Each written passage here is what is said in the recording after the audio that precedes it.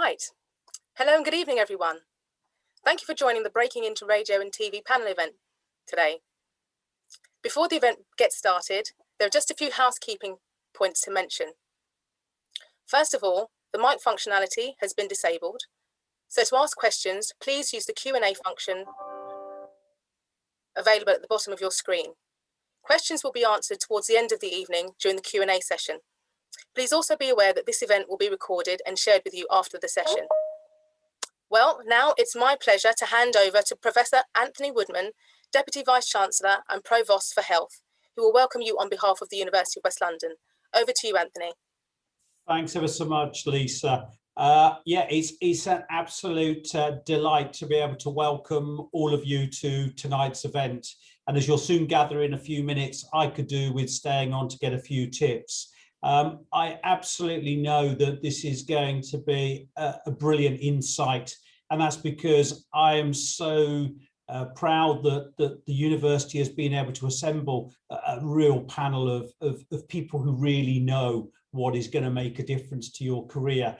And that's what's so important at UWL as the career university, is being able to link up with people who are going to make a difference to all of our students, and above all, help all of you be able to go forward and get the careers that all of you have the potential and the drive to take forward.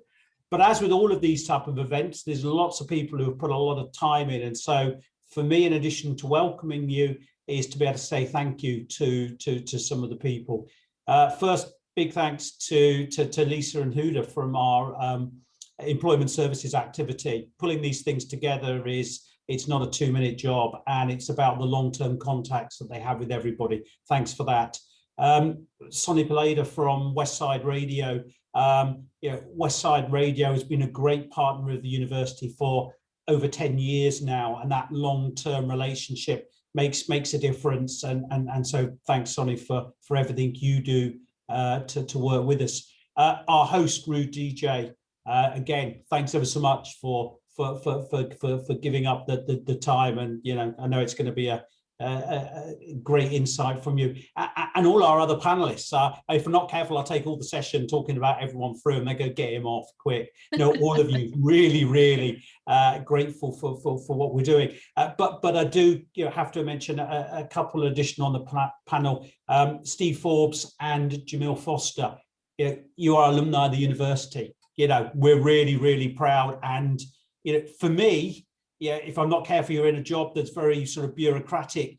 It's coming back into to guys like yourself who have come through and have gone out there and been successful, and you go, that's what we want to be. And if we can this evening get a few other people to come on and have the success, then that's a really great evening. So again, thanks.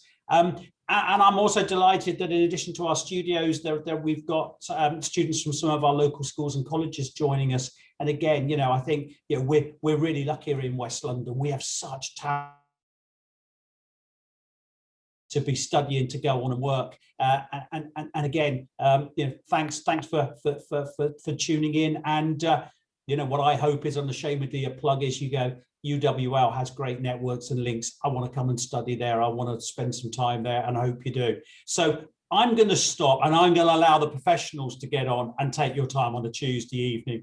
So over to you, Rude DJ. Show me how it's done, please. So first things first, you must always remember to unmute yourself if you're going to speak into a meeting.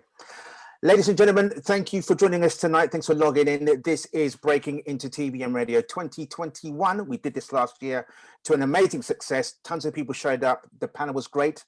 And this year is no different. I've worked or know literally everybody on the panel. Steve Forbes, I think this is your second time doing this, isn't it?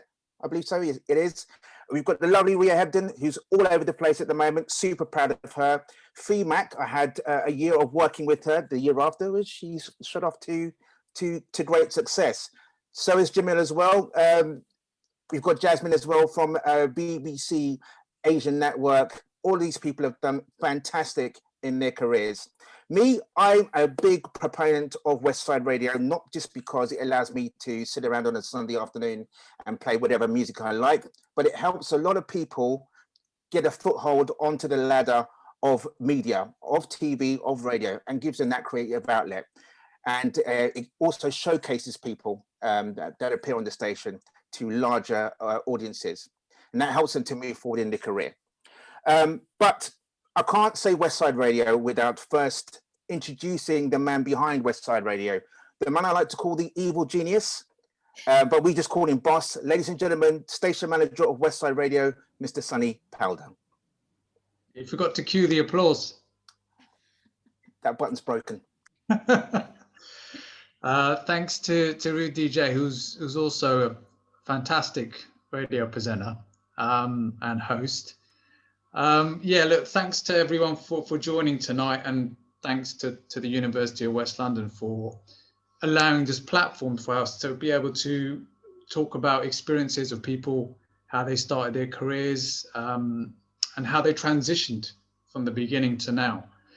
One of the obviously main themes is obviously with Westside, and how, you know, with some of the people out on the panel will tell you how they've started their careers, how they joined the radio station, how we kind of maybe developed some of that talent.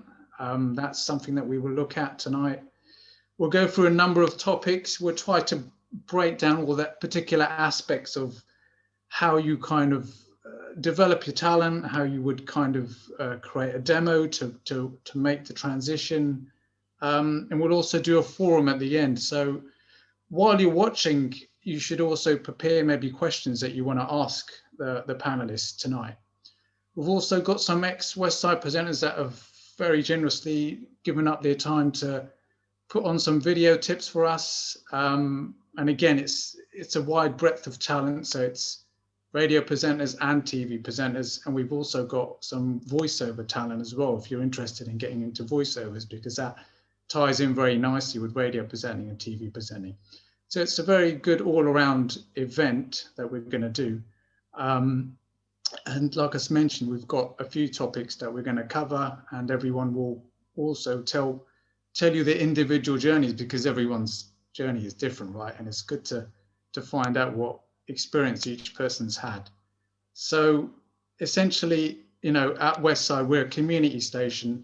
So it's, you know, a voluntary organization. So, you know, we spend a lot of our time finding talent, discovering talent, bringing talent in, working in partnership with the University of West London, to be able to give people a chance to experience media. Some people come along, they just enjoy the experience, and maybe they do something different. Some people come along and they really love it, and they, like Jamil and Steve, who came from the University of West London, transition then into the industry and have got now full-time careers, which is incredible. And the same is for people that come obviously directly to Westside Radio. So I think that's what's going to be so really cool about the event tonight, because you'll get to hear about all of that. And particularly, obviously, if you're at uni, if you're at college, you'll also learn the importance of kind of working your way through education into media as well, because that's something that's important to talk about. So that's what the event's about. And I'll pass back on to Rude DJ, who will now kick off with our first topic.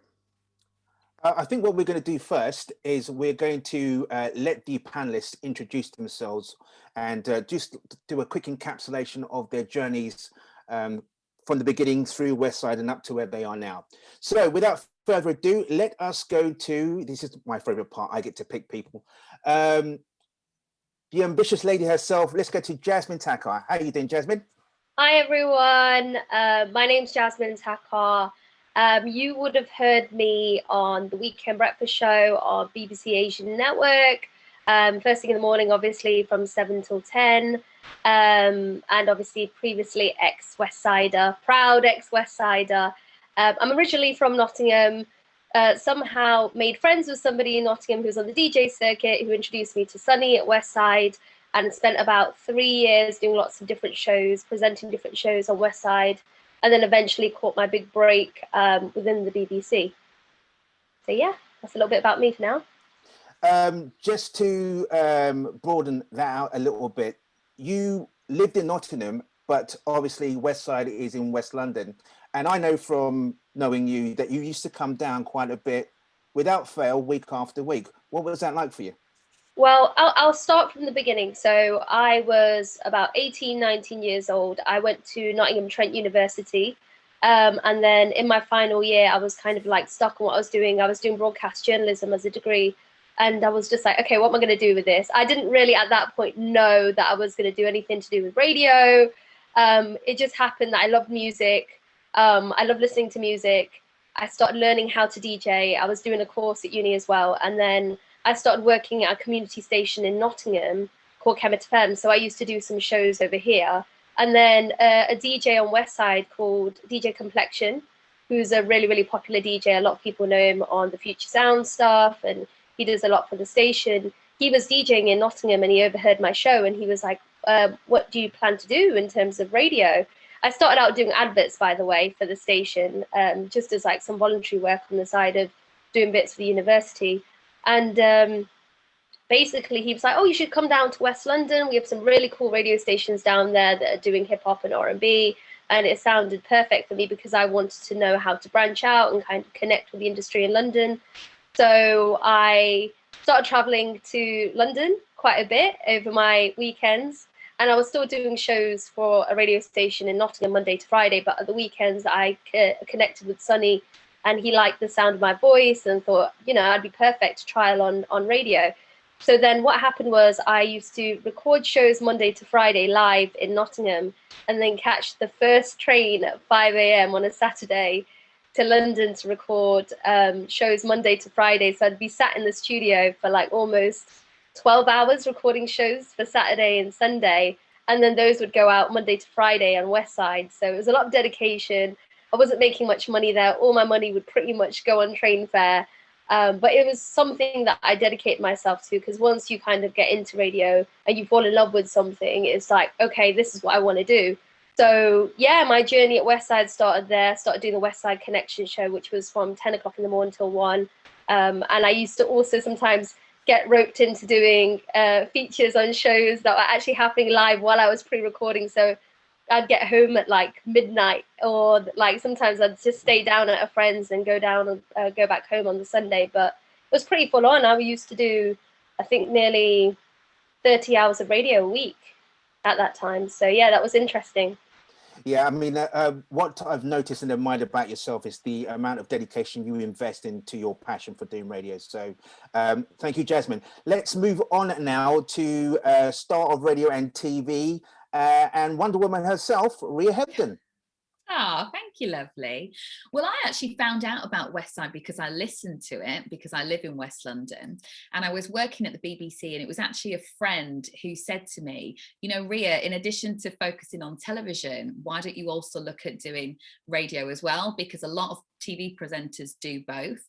And she's right. So I went in and met Sonny and was like, I want my own show, like I'm sure everybody does when they're first starting out. And he's like, well, hang on a minute, you're going to have to train and learn the craft. And so I joined the Weekend Breakfast Show with Goss, Callum and Libby.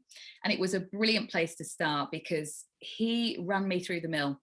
I had to think on my feet, create the most random raps within 15 minutes with like keywords that he'd just think of spontaneously, and then I'd have to rap live on the radio, which was just bonkers, but so much fun and a brilliant way to teach you to think on your toes, be creative, and really just build your brand and profile so that audiences connected with you. So it was a brilliant way to start. And then from there, I went on to work for INRIX, which is like traffic and travel. Doesn't sound half as exciting as Westside, but again, they taught me the techniques of how to talk to time.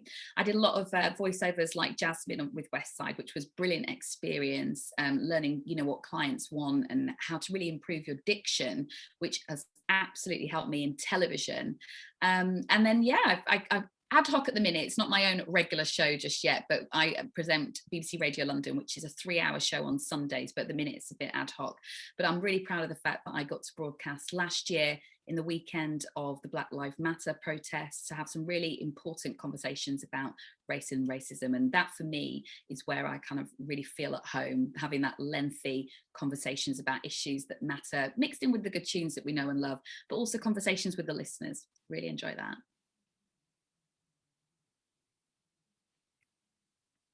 Thank you, Rhea. I've just muted myself again. I was really worried I didn't unmute myself, and I was like, oh no, have I just said that whole bit and no one heard me? No, it's me this time. All right, let's move to Steve Forbes. Steve. Hi everyone. I'm Steve Forbes. Currently, I'm a club presenter for Southampton FC. I also do the breakfast news for Capital South Coast, and from time to time, I'm on the TalkSport Hit podcast, which you can get on Apple Music and Spotify. So I started doing radio back in, must be 2011, 2012, something like that, when I first went to the Uni of West London. I did TV and radio production as my course, but I wanted to do a bit more presenting than what was offered at the time. So I got in touch with Sonny and went along to Westside. And originally I was just researching for someone else's show, but he saw the potential. So he got me doing like an evening show, and then eventually I was hosting the breakfast show. In fact, funnily enough, I used to hand over to Jasmine at 10 a.m. And then from there, I left uni. Nothing really happened. I did a bit in Ricks, but sort of travel news wasn't for me. And then I went back to selling phones for a couple of years, which was very boring. And because nothing was happening, I thought I need to diversify a little bit. I went out to America and worked. And when I came back, I went and did my NCTJ, my journalism course. And off the back of that, doors really started to open. So I started freelancing with BBC Oxford and Juice in Brighton. And Love Sport, which it doesn't exist anymore, but it was a kind of talk sport, London focused talk sport for a while. And then from there, I got the job at Southampton, which was going great. And then I moved into actual news reading and went to work for Jack FM in Oxford and was there for about 18 months. This is really long, by the way, apologies. Got nominated for Newcomer of the Year at the IRN Awards in 2019. And then Global got in touch with me, and then I moved down south to work for Heart and Capital. Started on Heart for Sussex and Surrey, and I've just moved over to Capital South Coast. Fantastic, Mr. Forbes. Good to see you again this year. Let's now go to Fee. Let's go to Fee Mac. Fee. Hi, afternoon or evening, everyone. I'm Fee Mac, and I'm the host of Westside Drive Time show, and currently doing a residency on BBC Radio 1. My journey in radio has just been so weird because I kind of fell into it. I started second year at University of Kent. There I did it was just like a weekly specialist show because I knew a lot of people on campus who made really nice music, and I thought what better way than to promote their music on this tiny little platform. I would upload my shows on Mixcloud, and somehow Sonny found my show. They were really, really bad. And he contacted me on Twitter saying, oh, would you like to learn more about radio presenting? Come to our studio in Hanwell and we can get that going. So I did that, did a couple demos. They were all pretty bad. No, Sonny, because the other day, it was like a couple weeks ago, we listened to it and it was so... Oh no, that was your first demo. That was so bad. And then since then, I just did so many demos. I covered a lot of shows like Drive Time, Breakfast, like lunchtime shows as well. And then I got the Drive Time show last year. I did the Radio 1 Christmas presenter thingy like 2019. And they called me back to cover a show. And then this March, well, I'm about to finish my last show this Friday. So yeah, that's been my radio journey so far. Fantastic. Jamil Foster. Hey, I hope everyone is good. Hope we hear this saying a lot. I hope we all wow. So I'm not going to say that, but on the serious, I hope everyone is good. I think my radio journey started, I was about 7 or 8, and me and my best mate at the time had shared a microphone on a karaoke machine, and we'd pretend to be voices like we were guests. So I didn't realize at the time I enjoyed it, but it was a good laugh. I wish I knew where those cassettes were because I know that would be entertainment in itself. But yeah, I went to University of West London. It started off as Thames Valley Uni, now it's UWL. That was 2010 to 2013. And I got involved with the uni radio station, Blast Radio. It was based in Ealing Film Studios, but I know it's moved on to better things now, which happened just as I left, but we won't dwell on that. But I did, yeah, I just enjoyed radio. It was fun. I just like people, making people laugh and that kind of stuff. And then through the uni, I heard about Westside, so I sent an email over to Sonny, so I wouldn't mind like getting involved. But I started doing videos, so like filming and editing videos of like music artists. So my first one was Far East Movement. That was pretty cool. Haven't got the photo to tell you the story because I had an old BlackBerry with a terrible battery, so we moved past that. But yeah, so yeah, Sneakbo, Angel. I remember filming him at this, I can't remember the school in Greenford, but a lot of filming. So I started off with filming, and then I did some radio shows. I covered shows from like the mid-morning show, Drive Time. I did that for a bit. And I was thinking, Steve, I remember producing your Drive Time show in, I think my last year uni, so that was about 2013. So then I went for a little break. So I had to leave London. I just couldn't afford to live there. So I moved back home to Gloucester, where I live now. And my friend texts me about, oh, BBC Radio Gloucestershire, they're looking for new voices. I thought, oh, okay, let's give it a shot. And I had to audition for that. And I thought I did terrible, really thought I did terrible. I remember I started off, all you got told, well, round one was you had to tell a story in 1 minute and you get 3 yeses you got through. Luckily I made it through. Round two was all you got told was you're going to interview a celebrity. That's it. And you're going to watch a video and act as if you're live reporting there. So I thought, how are you supposed to prep for this? I've got no idea. Celeb, no idea anyway. So I had to interview Lisa Maxwell. She's been in The Bill. She's been in Loose Women and some other stuff. So they told you literally on the day, right, you've got half an hour to prep for it. And I was thinking, oh my gosh. Anyway, so I start off with the interview with her.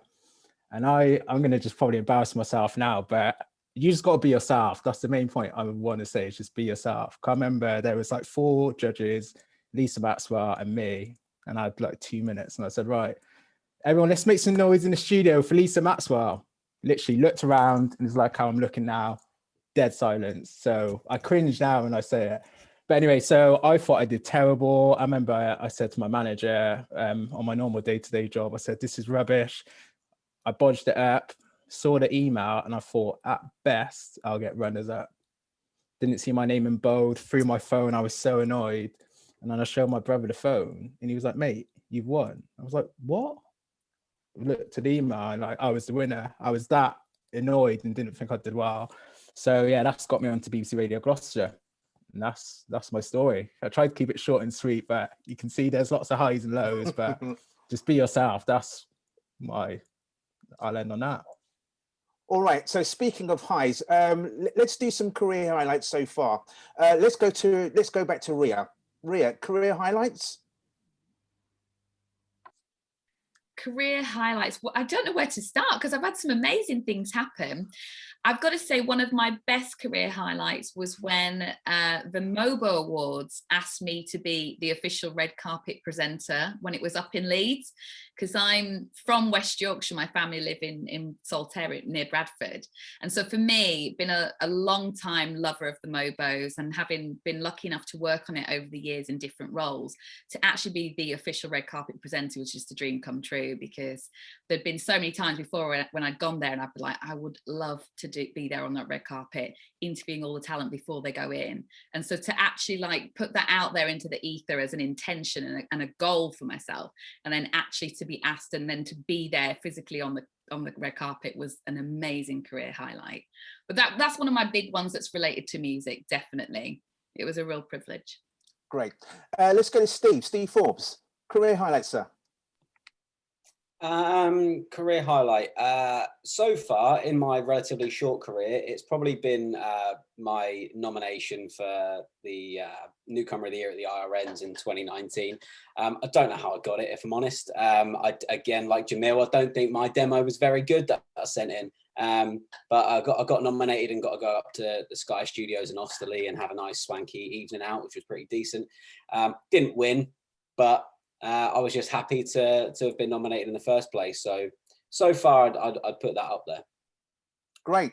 Let's go to Fee Mac. Now, Fee, apart from working with me a couple of summers ago on a stage show in Westfield, what have been your career highlights? I mean, first and foremostly, just to put things in perspective, when you announced that you were going to the BBC, I was super, super happy for you, having worked with you before. So apart from being told that, you know, you've made it so far, what's been a career highlight for you? Listen, that gig was a really, really amazing gig because I learned so much because I never hosted before. So you were like my first hosting partner. But yeah, the BBC thing, that was so crazy because, you know, I'm early in my career and I just thought I've got nothing to lose. I'll just try. And so I tried and they were like, oh, we like it. And I was like, what? Like me on BBC Radio 1? And I thought, like, I speak slang. I'm from East London. What the hell am I going to be on that station? So that's definitely up there, as well as I was on the Lolathon last week with Chris Stark and Scott Mills, and I thought, wow, my radio is peaked already, like, where am I going to go from here? So that was another incredible experience for me. Great. Jasmine. Oh, sorry, go ahead, Sonny. Did you want to talk about, because obviously you did 4 Music, you didn't mention that. You put me on a spot, Sonny. That was a great experience as well, I must say. I've never done voiceover to that level, and it really stretched me as a presenter, obviously. So it's kind of a different craft to radio presenting, but similar at the same time. So yeah, that was incredible too. Okay, let's go to Jasmine. Let's go to Jasmine. I don't want Sonny like prodding me like, you didn't mention this, you didn't mention that. So I'm going to do a quick top 3. One of them has to be interviewing will.i.am when The Voice was on, because I think he's just a musical genius and I had so many things to ask him, and he complimented me and said that it was one of his favorite ever interviews he's done in the UK. So that was definitely a career highlight. And it was live radio as well. So when you're doing live radio and you've got a short space of time to ask somebody like him, who's just this guy that knows everything about music, and you've got so many things you want to ask in such a short space of time, for him to compliment and say such nice things, that was a highlight. Another one was probably hosting to thousands of people on stage at Asian Network Live at Birmingham Arena. That adrenaline rush when you come off stage for an event like that, which was live on Asian Network, 1Extra and Radio 1 all at the same time, simulcasted across all 3 stations. That was mad. I was so nervous stepping on stage. I was just like, whew, calm your nerves. But once you're on there, it's fine. And the third has to be when similar to Fee, I did a residency show, but it was for Asian Network, and it was aired straight after Sir Spiro's show on 1Extra, and it was also aired on Radio 1, and that was a massive moment because that was kind of before I officially got the job at Weekend Breakfast on Asian Network, so it was kind of like on a trial basis, and I got it, so it all worked out. But 3 major highlights. Okay, thank you for that, guys. I want to talk about new challenges. Now, Fee mentioned that she had the voiceover gig for a little while, and it was a new challenge for her, and it stretched her as a presenter. I'm just wondering if the panel have any other stories like that where they've perhaps been challenged to handling new ground. So let's go back to Jamil and see if there's any parts of his journey that we can talk about. I'd probably say on BBC Radio Gloucestershire, so the first show I did was 2 hours, and I thought, oh man, they're gonna want me to do the travel. Like, I just about can make sense of what they say on the radio, let alone me saying it. And the bed was there, and I can't remember what it's called, but they have a light that goes on. So if you have the setting switched on your car, when you're in that local area, the travel will take over your music, what you're listening to. So I was thinking, whoa, this is real. And I did it, and I thought, I don't think it was great, but they all said, oh, great. They gave me good feedback. And I listened back to it, and I was like, could have done that a bit better, but it's all learning, I think. So that's probably been one of my biggest, most recent challenges, doing the travel. And yeah, and then when I did it a second time, you get that confidence, because realistically, it can't be worse than the first time. Indeed. Thanks, Jamil. If we go to Rhea, now, obviously your experience is vast. I'm just wondering if there's any challenges that you've kind of felt that was stretching you as a presenter. Definitely. I mean, I've experienced it just today because of the lockdown. Obviously, I can't host any live events in person, so I've had to adapt and learn new technology and new virtual platforms to be able to host them from home.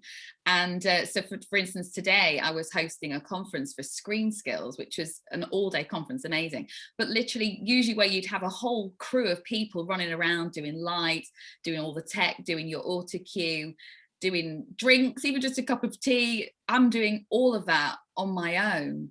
And that brings a whole other layer of stress to it, because you're having to really focus and get organized and prepare so that everything's set up. And you've also done the thought work for what's the backup if the auto cue goes down, right? So print off your script. What's the backup if your script gets a drink spill on it? Print off some cue cards, there's all those things, so they're all ready. And today the conference was going really, really well. And just before the next session started, producer said, "Oh, we've got this other website we want you to open up, and that gives you all the questions that the audience have submitted." And I was like, "Yeah, sure, no worries." Clicked on it. When I clicked on that, my whole auto cue went down. I cannot tell you how I thought I was actually going to be sick in my mouth. Just because the pressure of, okay, it's fine, you're not going to die, but just get your script back up and then just carry on. So it happens to all of us. It doesn't matter how experienced you are or how, how many times it's happened. I just think doing a lot on your own is a lot sometimes, and it's okay to say that, but you get through it. And every time you do something like that, you think, actually, that's quite amazing that you did your lighting, your sound, your tech, your script, and hosted an event to thousands of people in your living room, with no help. It's quite amazing. And the good thing is that nobody even knew. It was just all me. And that's why it's so important in live, whether it's telly or radio, just to keep going. You're not going to die. Great. I want to ask Steve Forbes, what's the best thing, like day to day, about doing his job as a presenter? Day to day, probably not actually having to do a real job. It's easy in comparison to anything else. It is a real job, Steve. Come on now. Sorry? It's a real job. Come on. Yeah, not when you worked in the real world for so long, and then you get to just say things into a microphone. It's a doddle. So I don't know. I enjoy just being myself. I get to kind of have a bit of personality, and it's something that I've wanted to do for a long time. It took me a long time to realize it was an ambition of mine, and just being able to do it is a privilege in itself. I think one of my most enjoyable jobs is definitely my gig at Southampton. I started as a pitchside presenter just for home match days, speaking to the crowd and doing little bits before the game and at halftime. But since the pandemic, it's been a bit of a silver lining, really, because the format of entertainment has transitioned. So we now do a live broadcast across the club's social media channels, more of a kind of TV-esque show rather than live present it, although it is live, but rather than kind of geeing up a crowd, it's more of a TV show format. And I've really enjoyed getting into that and trying testing new skills that way. So I'd say that's one of my favorite parts. Great. Fee, you are on arguably the biggest national radio station in the country at the moment, and you're new to it. So what are you finding about BBC Radio 1 that you're really enjoying day to day or week to week?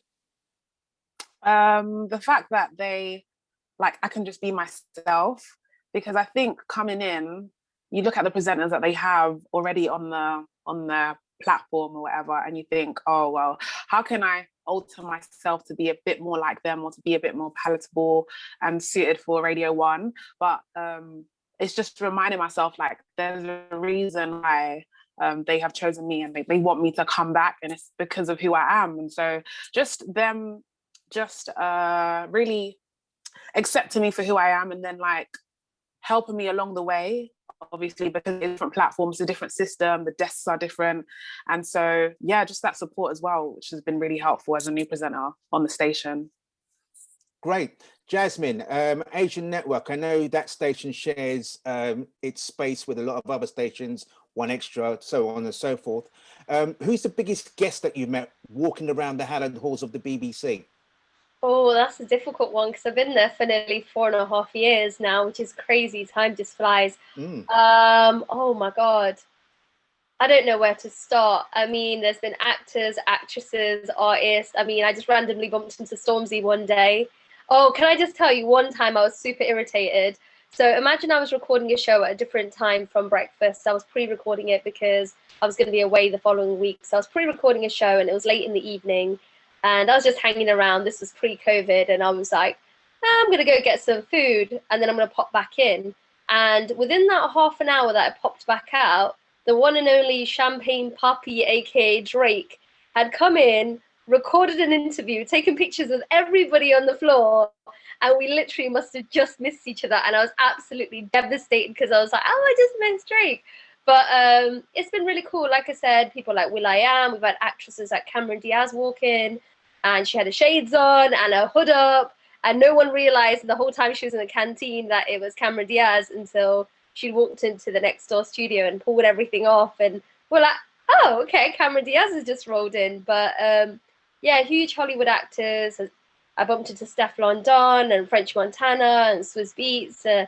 Really great place to be on the 8th floor of the new broadcasting house, and you've always got to be on your A game as well. You can't come in looking rough one day because you never know who you're going to bump into. But honestly, it's amazing. Radio is very good. It's interesting. All right, I want to ask Sunny a question. Now, I've worked with Sunny myself. In fact, all of us have, but personally, I've worked with him for the past, I think it's 13 years. And I wanted to ask, what is it about seeing all these people pass through the studios at Westside Radio that makes you the most happiest after they've got to a certain stage, like our panelists have? Repeat that again. What is it? What's your favorite thing about watching everybody gain a level of success having left Westside Radio? Well, of course, when we started off, that was never a consideration. We just did it as a passion for radio and creating a radio station. So that's the way it started off. But obviously, from the first radio station that we done, a lot of careers were launched. Mm-hmm. And then at that point, you're still not thinking about it. You're just thinking of bringing good talent in to facilitate a good radio station. I think it then gets to a tipping point where you do start to see a plethora of talent going through. And at that point, you start thinking a little bit, you reflect a little bit and look and think, well, I don't know, it becomes like, I don't know. I think the primary instinct is always just to find good talent. I don't think I've ever really sat there and thought about exactly what you've just said until probably we did, because at Westside, we've got a Hall of Fame. So all the presenters, like everyone in the panel, well, some are going to go up there very soon, are already on that wall. And it's probably at that point that you start thinking about things that you've mentioned, where you start thinking about talent and how they've transitioned. And then you think, as I do now, because obviously you run a talent agency proactively, that it then does become something that whereby you're really passionate about it and you're looking for a wide breadth of talent, and you're looking and you're thinking, well, you might find someone like maybe like we've had Charlie T, who went on to Kiss FM, who you find in some completely different field, because she was doing presenting for drum and bass TV, who then we took on as a daytime radio presenter, because I saw that in her. I thought she had that about her. And speaking of that, sorry, what are you looking for, or what do you see? What are you looking for when you're looking for new talent? I mean, we've heard stories from Jasmine and Fee where they've contacted you and you've heard something in what they do that makes you say, do you know what, we can build on that, we can make this person. What are you looking for when you're looking for talent? Again, it's a difficult question to answer. I mean, you're always looking for someone that's different. In terms of the radio station, you always want to bring in someone that's different, that's got a really good personality. And it might sound like a cliche answer, but really that's what it is. We're always trying to look for good character, personality, someone that can offer something different to the radio station. We don't want two of the same presenter, of course. But that's what it is essentially. I mean, I might see a video where someone just does something and it's really funny, really entertaining, and it might not even be related to presenting. I think like when Andrea, who's on Kiss, who does like Kiss in the mornings, she did a submission for Kiss Chosen One, where she just went up to some people on the street and she just started interviewing them. But she did it so confidently that it was incredible. And from that, you kind of gauge it and you look at, wow, this person's so confident and so good at talking here. What would they be like behind a microphone? So it's hard to give you a specific answer for that.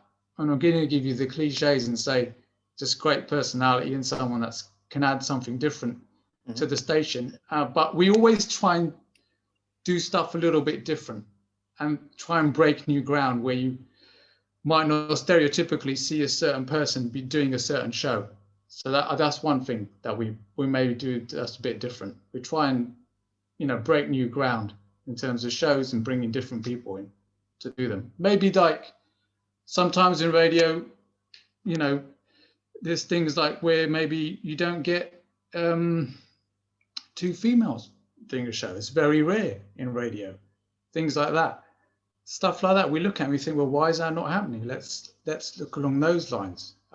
So we're always trying to do something different, push the industry forward, always looking at, you know, representation across the board. We're going to bring in a new show now, which is going to represent different cultural groups in our local broadcast area.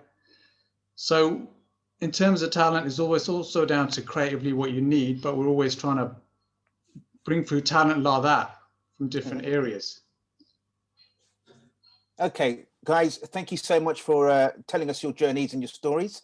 What we're going to do now is we're going to move into one of our topics this evening. The first one is work experience versus education. Is it better to just do the work experience, education, or both? And what are the advantages? So let us go firstly to Steve. Let's go to Steve Forbes. Work experience versus education. I think it's a really tough one because having done both, they both have great advantages to them. I think if I hadn't gone into education at UWL and done the course that I studied, I wouldn't have contacted Sonny. I wouldn't have gone to work at Westside. I probably wouldn't have the career that I have just now. And that's not necessarily to say that the education was the reason for that, but if I hadn't gone and I hadn't attempted the education, I wouldn't have got there. Also, when I did my NCTJ course, again, I wouldn't be in the position I am now if I hadn't gone and studied. So I think education is, in parts and in some places, is vital. But at the same time, I think learning in a real world experience on the job is also second to none. There's a lot of people who don't have the uni education or a course education, whatever, but they've gone in at 17, 18 and made teas and done every job in the building and then worked their way up. Yeah, it's kind of peaks and troughs with both. I do think that they're both really, really important. It just really depends on the path you want to take and how quickly you want to get there. Great, thanks, Steve. Back in the day on TV, you used to have to be a runner and involve yourself at the bottom rung of TV before you graduated into a job in presenting. But these days it's very different. Rhea, I'm going to go to you with this one. Work experience versus education. Which do you find is better? Which do you think is better? I don't think neither is better. I think you need both of them. Education is really, really important. I wouldn't have even got my job in television as a runner when I first started out if I didn't have a degree. So that was a prerequisite then. But work experience is worth its weight in gold, because obviously that's where you practice your craft, you learn your skills, you build your network, you make new contacts. So having a bit of both is really, really important. The one thing I would say though is, if while you're studying, try and get work experience on the weekends, or maybe one night a week if you can, or just use your holidays strategically. Because the most disappointing, I'll never forget the most disappointing thing that happened to me was when I had like goodbye drinks with all my uni friends on the last day of our 3-year degree, and we were talking about what we were going to go and do next. And 2 of my friends who were going to work in telly said, oh no, I've already got my job sorted out. And I was like, how did you wangle that then? And they were like, because the whole 3 years we've been studying for our degree, every weekend we've been working on Soccer AM, and every weekend we've been working on MTV Base. And so we've already got those relationships and contacts. And so now we're going, you know, in as runners and junior researchers. And that really made me realize, wow, you know, all that time I've been studying, I've been working to support myself, because I lived on my own in London, so I paid for my own rent and everything. But so in some ways, that was what highlighted to me how in TV and lots of the media and other sectors, working for free can be really negative if you come from a working class background, because it rules out so many talented people who can't work for free because they need to work to survive, right? So that's kind of what kind of gave me that fire in my belly to campaign for really stopping people working for free unless you're clearly getting something out of it that you're going to benefit from. So does it connect you to another job? Does it give you a platform to build your brand and profile? What are the positives that you're getting out of the opportunity if you are giving your time or your services or whatever for free? So I'd say education, absolutely, because you've always got that to fall back on, but always try and get some working experience in there as well, so you've built that up alongside your education. Thank you, Rhea. Fee, let's go to Fee Mac. So for me, I actually got into radio by going to university. So if it wasn't for me going to university and taking advantage of there being a station at my uni, then I probably would have never gotten into radio. But yeah, definitely the work experience in my experience, in my opinion, is really important, because there's no better way to learn than to actually do the job, because we can spend like time and time planning on what we want to do and then never do it, but it's the action behind what you want to do proves like the hunger and like how much you really want it, because then you really see how it's like to be at a station, to be on air, to prep for a show. And yeah, that's what I think. Okay, Steve, is there anything from your education that you found super duper useful in your work? And again, to you, the same question: work experience versus education. I mean, you already asked me this question. Oh, did I not? Did I ask you this question already? I'll answer. I love your stories. That's absolutely fine, really, no problem. I think like parts of my course were fantastic. Like I learned how to use a camera and film and edit and cut up audio using Audition and all that sort of stuff, which I still use today. Might use different softwares, but it's essentially the same thing. So there's a ton of practical stuff that I picked up on my course. It's also, as well as gaining the aptitude for learning, because I think if you can do it at a certain level, whether that's degree or college or whatever, and you've got a real aptitude to learn, then you just pick things up along the way. So when you do go into the workplace and you do get a bit of experience on the side, you're really focused and you know exactly what you're there for. And also you can show off the skills that you've learned on your course, whether that's a vocational one or otherwise, in the actual workplace itself.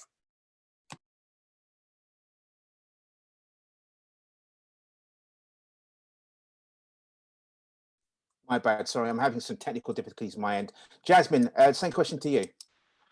I think it's a bit of both. I kind of, like I mentioned earlier, I didn't really have a clue what I was doing when I was at college, to be completely honest with you. I just was this chatterbox who used to get into quite a bit of trouble at college because I used to talk too much. But I really enjoyed media, and I knew that's what I wanted to do. I just wasn't sure what in media I was going to end up doing. And then, you know, I ended up doing the journalism degree because it was a it had a really great reputation at Nottingham Trent University, and I wanted to stay in Nottingham because I really enjoyed being in Nottingham. So I did journalism for that reason. And it kind of, if it wasn't for the work experience and the lectures kind of pushing me towards doing something out of the box, I probably wouldn't have ended up in radio. So 100%, I think, you know, doing a course at university helped shape my career in the sense of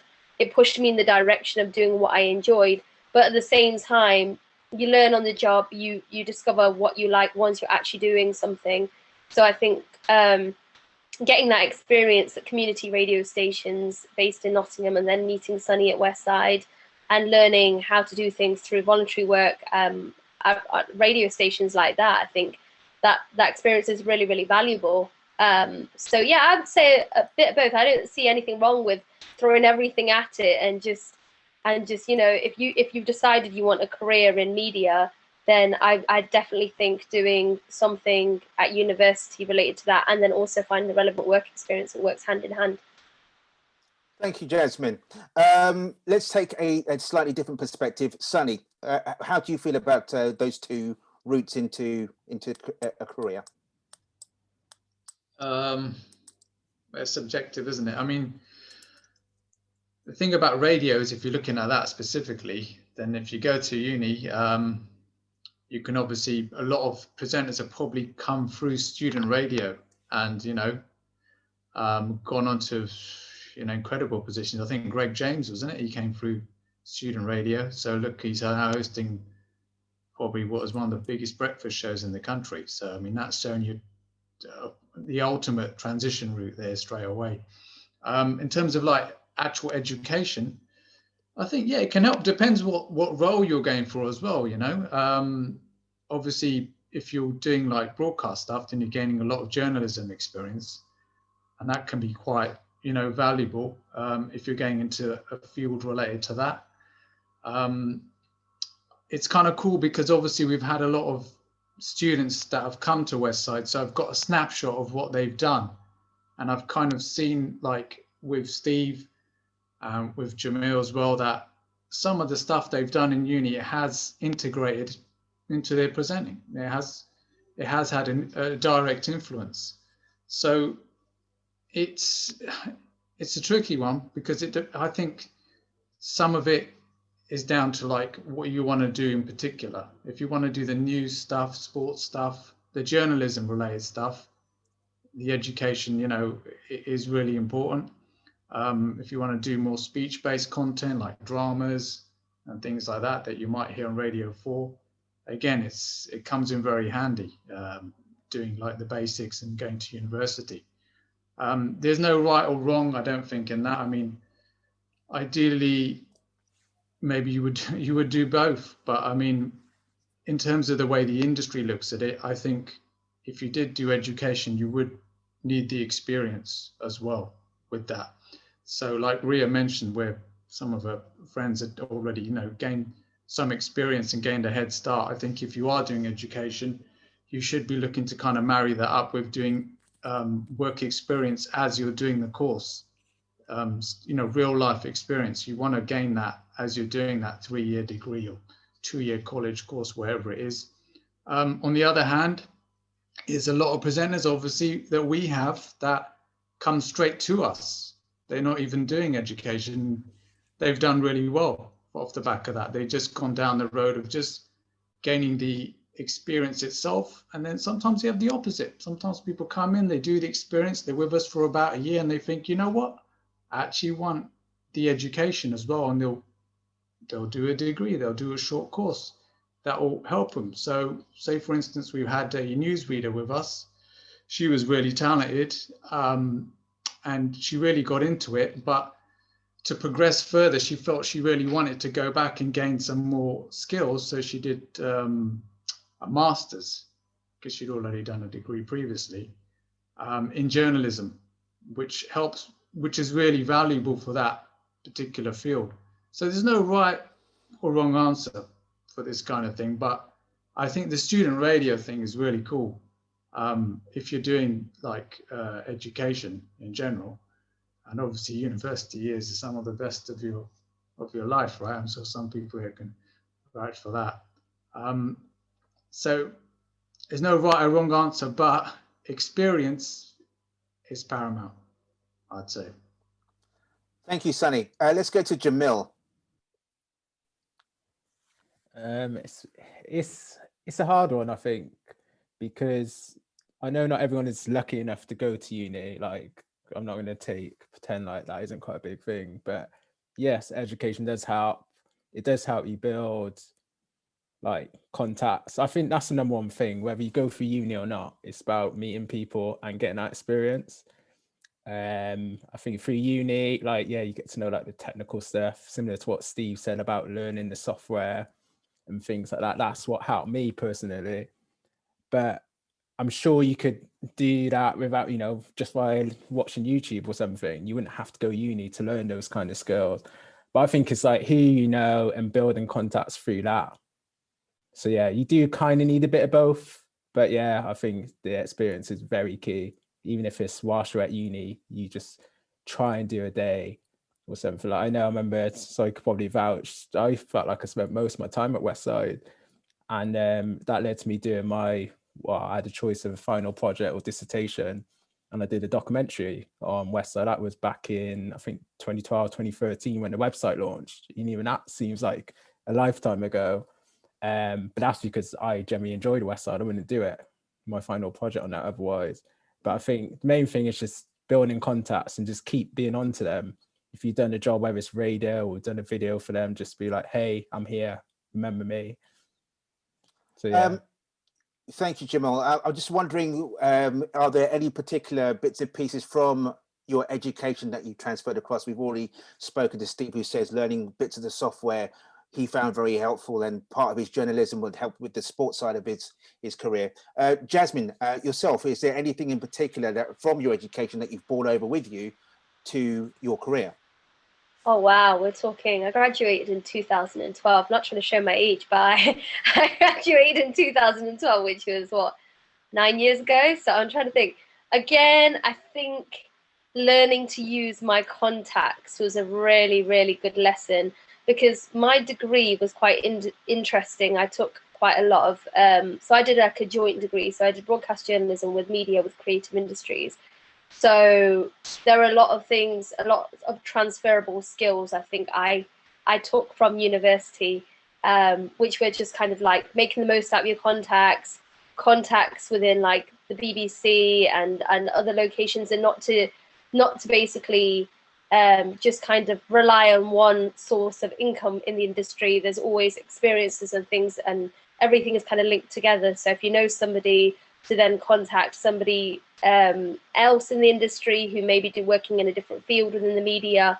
It was all about contacts and transferable skills. And I'm trying to think as well, in terms of just kind of with broadcast journalism, I learned how to use lots of different softwares and different like formats of computer systems and things like recording podcasts. Obviously podcasts are really, really popular now, but back then streaming and podcasts wasn't as popular, but we were still taught how to kind of develop your own podcasts, how to kind of build your own websites, things that you would need to do if you've got a career in the media industry to kind of set yourself apart from other people. So I would say that's definitely something that I learned at university that I still use to this very day within the media field, so within my job.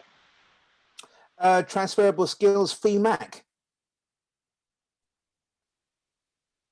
Anything to do with journalism or radio. I did French and business because I didn't even want to go uni, so I did it because of my mum, basically. But what I would say is literally taking the first step, taking that leap of faith, I would say, because being at radio at university, it was well and easy for me to just broadcast to like the local Canterbury people, but to put my shows on a website, which was Mixcloud, so a bunch of random people all over the world could hear. That was definitely a massive leap, and that ultimately got me to Westside Radio. So yeah, just taking a leap of faith and taking action, most importantly, because at university there's literally resources there for you. You just have to sometimes look for them and make use of them, because you are paying 9 grand, so you better make use of your money. That's what I would say. Thank you, guys. Thanks so much. All right, let's move on now to our second topic of the evening: how to make a good demo. How to make a good demo. What makes a good demo, and what are broadcasters looking for? Now, we've already heard from Sonny about the talent side of things and what he looks for, even though they're intangible. But let's find out from the panel what they think goes into making a good demo. Let's start with Sonny. let's start with Sonny. Sonny, from your point of view, what do you look for as a broadcaster? What are you looking for when someone sends you a demo? Well, key things about good demo is first 10 seconds have got to be great. The first 10 have to be amazing, and the first 30 have to be really good, because those are the ones that are really going to get listened to. Because it's quite a saturated market, so likelihood is that a lot of stations will get a lot of demos, and unfortunately they probably wouldn't listen all the way through. So I think that's one of the key things when you're making it. Your greatest piece of content, don't put it at the end. Make sure it's there right at the start. The first 10 seconds have to be dynamite. The other key things for making a good demo is make sure it's relative to the station or TV channel that you're aiming it at. So, don't do a demo that for classic FM that has high energy pop music in it. Make sure it's definitely aligned for the broadcaster. That's the two big things, I think. The start of it, the sequence of it, and making sure that it's definitely relative to that particular organization. If you've only got material, let's say, for instance, that you're going for like a pop station and you've only got material that is, I don't know, based on something that's speech-based, maybe, say, for instance, then you'll have to create a demo from scratch, really, to highlight that you are going to be applicable, suitable for that role. So in that instance, make the demo from scratch so that it fits and that the person can see that, yeah, you would work for that particular creative purpose. I think those are the two main things, and you'd be surprised at how often those two things sometimes you don't get within a demo. But I feel that, it's important for someone, I'm quite passionate about people, getting their true representation of themselves across. And I'd say to everyone, first 10 to 30 seconds, make the demo great. It doesn't have to go on for a very long time. I say even 2 minutes is quite a long time for a demo. If somebody wants to know more about you beyond that point, and this is probably another important point, include links if you have social media to your social media. And in terms of your social media, if you, let's say, for instance, you've got an Instagram account and you do have content, visual content that's relative to presenting, pin them to your highlights. Make it easy so that if somebody goes there, straight away they can click on something that's maybe labeled radio or presenting, and they can look at your presenting work again on social media very easily. Same thing on Twitter. Maybe in your bios, you can put in like a link tree and have a navigation to all your stuff. Just make it very easy for programming director to be able to access your stuff very easily. And in terms of TV show reel, same thing again, make sure, because the format of those is changing as well now, where you don't really want the old fashioned way of having a bunch of clips that are together that were under a piece of music. You don't want all of that. You just want to get straight into the presenting again, so that, because people have limited time, right, to be able to watch stuff. So just cut straight to the chase straight away. I think Rhea will be able to tell you far more about that than I would in terms of the TV side, but I think those are the main things to look at. All right, we're going to move to Rhea in just a second. I wanted to ask you, what are maybe one or two big no-nos for demos? I think that was the main one, really, that it's not, that you make sure that it's applicable to whoever you're applying for. Make sure that, if it's not geared up right, then it's not going to be considered straight away. Like I said, if you've got content that's not relevant to that radio station or TV station from the content that you already have, let's say from the radio show that you're doing at present, then make sure that you record something custom, record it from scratch so that it definitely fits for that station. And like I said, I'm going to repeat myself here, but make sure that the sequence is right. Don't put your best piece of work at the end. Make sure it definitely comes at the start. Those are the two main things, I'd say. Okay, thank you, Sonny. Rhea, TV show reels. Sonny's mentioned that they've changed from how they used to be. They're probably something different now. How would you suggest someone approaches creating a show reel these days? Ideally, what you want to do is show the breadth of you and what you're capable of doing. So you'd always want to lead with, like Sonny said, your best work in the first 10 seconds, absolutely. Ideally, you presenting a piece to camera directly so people can see in an instant what you look like, what you sound like, and how you would look if you were fronting their show.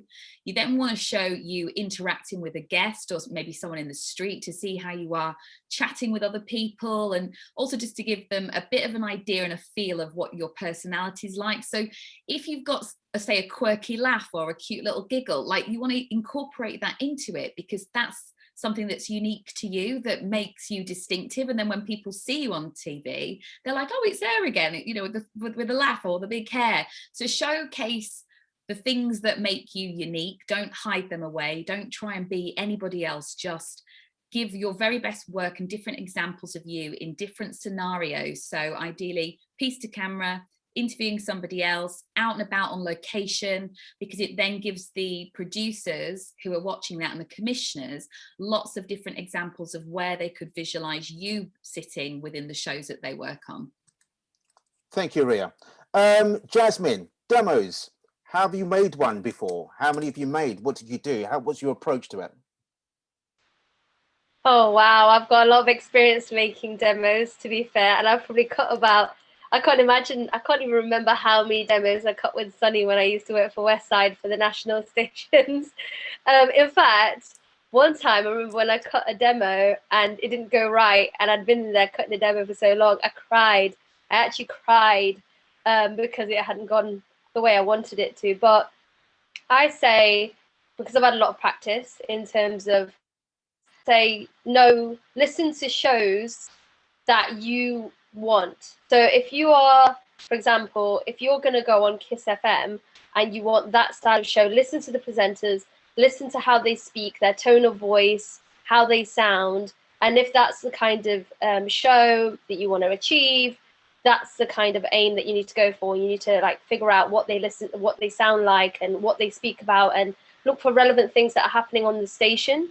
So, you know, your demo will be quite unique when you send it in, and then you know that the person listening to it will be like, they actually listen to the station. They're actually a fan. They know what's going on.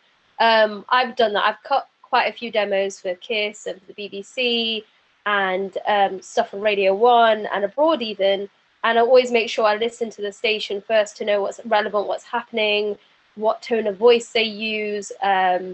You know, just making sure it's short and snappy and to the point. And if you're telling a story, you have a beginning, middle, and end in your link. It's funny, it's relevant, that kind of stuff. Thank you, Jasmine. Jamil. I just react to that and just say that is really important, everything that Jasmine has said. But what you don't want to end up doing is making sure that you mimic someone on the stage. No mimicking. I take that back. Not mimicking, but just, you know. No, what you said is right, but I'm just saying, in addition, that just make sure you don't end up, because that can happen, because it happens to us all subconsciously. We listen to stuff. Sometimes we hang around with someone, we pick up everything that they do. So sometimes that can happen with radio, where you start listening to people and you start to become them when you're doing the actual demo. So that's another thing to be careful of, because obviously a station isn't going to want the same two people to be on there. So that's important, that to make sure that you retain your personality. Also. Thanks, Sonny. Jamil, demos. I'm trying to think. I'm going to be honest. I think the last time I made a demo was for the student, was it SRA, Steve? Like, that was back in like 2013. But I do like, it's going to sound vain, but I wouldn't see it as sounding vain. Like, I like listening back to myself, so I could be like, oh man, I botched at that link, or why did I even say that? Or just for me, it's like self-evaluating constantly. And because I've only been on like Radio Gloucestershire for about 3-4 months, I've still only got a handful of shows, but I'm always on their case, because with BBC Sounds, it's got to be on there for 30 days. You can't post nothing until after the 30 days, then you can post whatever you want. So I'm always on their case, like, can you send me that show? Send me that show so that I can review it. I've done it on like 1 or 2 shows, and then I'll do a best bits, because I just put the shows on Mixcloud anyway. I think Fee might have said about Mixcloud. Someone said about putting it on Mixcloud just so people can listen back. Yeah, you might think it might just be your friends or something, but if someone has heard stuff through you know, online, who knows who could hear it. Okay, Fee, you were part of a competition a couple of Christmases ago, I believe, and that's partially how you got your foot in the door. You also said that you put your stuff up on, I think it was Mixcloud, and people heard it. What were you thinking? How was your preparation for the demo? Not sure if you're muted. I'm having headphone problems myself. I don't know if you've been watching me grimace while other people are talking. It's because one of my headphones is really playing up. But anyway, Fee, have we got you? Hear me? Yes, we got you back. Thank you. And she's got what again. Sonny mentioned. Oh God. Okay. No, she's back. She's back. She's back. Can you hear me? Yes. Okay, scrap the AirPods. Too bougie anyway. So what you mentioned, the best bits. I think that's so important. And to really, I don't know, I can't remember if you did it live or if you just picked up from some of my other shows that I did on Drive Time, but to be yourself, because one thing is getting the demo together and obviously making it great, but then there's another thing actually being in the studio and sounding the same way you did as in the demo. And so, you have to make sure you're authentic in your demo as well. So like you're being yourself. It's not like you're reading a script or you're changing your voice to make it a particular way, but just really being yourself as if you're in a studio presenting a live show.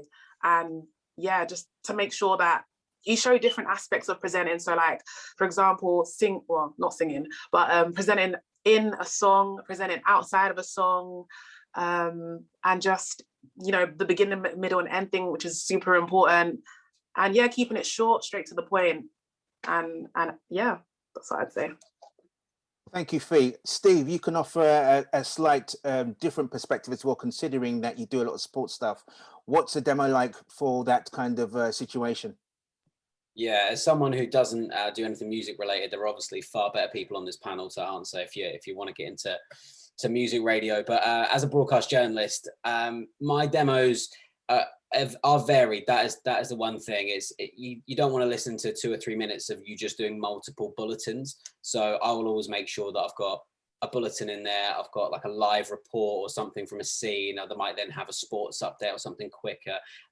So you don't want to showcase a lot of your talents, not just doing the same thing really well quite a few times.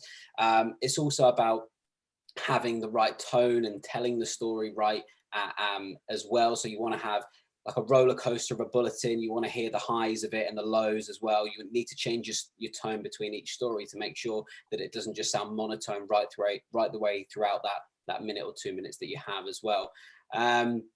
Aside from that, I've done a show reel too that Sonny actually helped me with, which I think is not too bad as well. But I'm rather a novice at show reels and at demos. I've not done too many myself, and if my music ones were very good, I'd probably be doing music radio right now, but they haven't been. I wanted to ask about overthinking doing a demo, and how many times would you redo it? Have you ever thought your first take was not good enough and then just gone to redo it? Rhea, have you had a situation like that where you've kind of overthought it? With my radio demos, I actually just bash them out quite quickly because I think you lose your authenticity and you can tell when it's been re-recorded over and over again. So I think there's that energy that you're able to capture. So with demos, I'm quite quick. With show reels, I will finesse and fine tune and spend a long time on that, because once that's out there, it's out there for the world to see, right? So I always make sure I spend a lot of time on that. So I've got my very best work showing the breadth of different shows that I've worked on, because it does go to the most senior people in television. So for show reels, you really want to put out your very best work. And it doesn't even matter if it's just 1 minute. If it's 1 minute of greatness, then that's all you need. Jasmine, doing loads of demos as you've done, have you ever had to overthink or redo them again and again to get them how you want them? I agree with what everybody's saying in terms of authenticity, but you know what? I still do this, not even just with demos, but with shows that I do. Sometimes I listen back to things just because sometimes within radio, when you get so much advice from people, especially on the journey up, you can sometimes pick up some bad habits. and you don't realize what bad habits you may pick up in radio. You might repeat yourself, like the same word, or say like too many times, or you may say something and then you may pick it up when you listen back. So when you listen back, you think, oh, actually, you know, I can fine tune that. I can still be my authentic self, but I can fine tune it a little bit. I'll know when I'm actually doing it again, I won't do this or I won't do that. And when you do the next one, obviously, I wouldn't say do like so many to the point where you're tired and, you know, you sound awful. Whereas the first time, you know, you yourself, you're feeling fresh, you're sounding lively and it's authentic. But maybe a couple of times, yeah, just to kind of fine tune and figure out where I may have repeated myself a couple of times. And, you know, even when you listen back to yourself as a national radio presenter, you think, okay, cool, I could have done that link a bit better. And, you know, you listen to other presenters and you think, oh, okay, actually, that's quite a cool style of doing things. So there are little things that you pick up and that you can still be unique to yourself, but you can pick up other things that make things sound a lot more professional, a lot more smooth, and just, yeah, just that's live radio for you.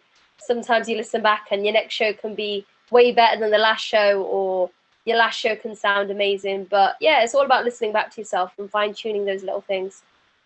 I think all of us can quite safely say that with demos, you don't normally get any feedback. But before you send a demo off, would you consult someone like Sunny or give it to a friend just to get their feedback and to see how they feel about it? I think Sunny may be the most honest and savage person I've ever met in my life. Definitely savage, definitely savage. Right? And he will tell you straight, yeah, I think you could do something here, you can do something there. So I would definitely send it to people that I know that I can trust their opinion on, and just send it to people that know you as well, really well. They know your personality, they know if you're being your authentic best self in your demo, but also people that understand radio, they know radio, they listen to radio all the time, and they can hear what sounds like would sound great on national radio or whatever radio station you're trying to be on. So 100% send it to people that you trust, people that know their stuff as well. I definitely think that's really useful.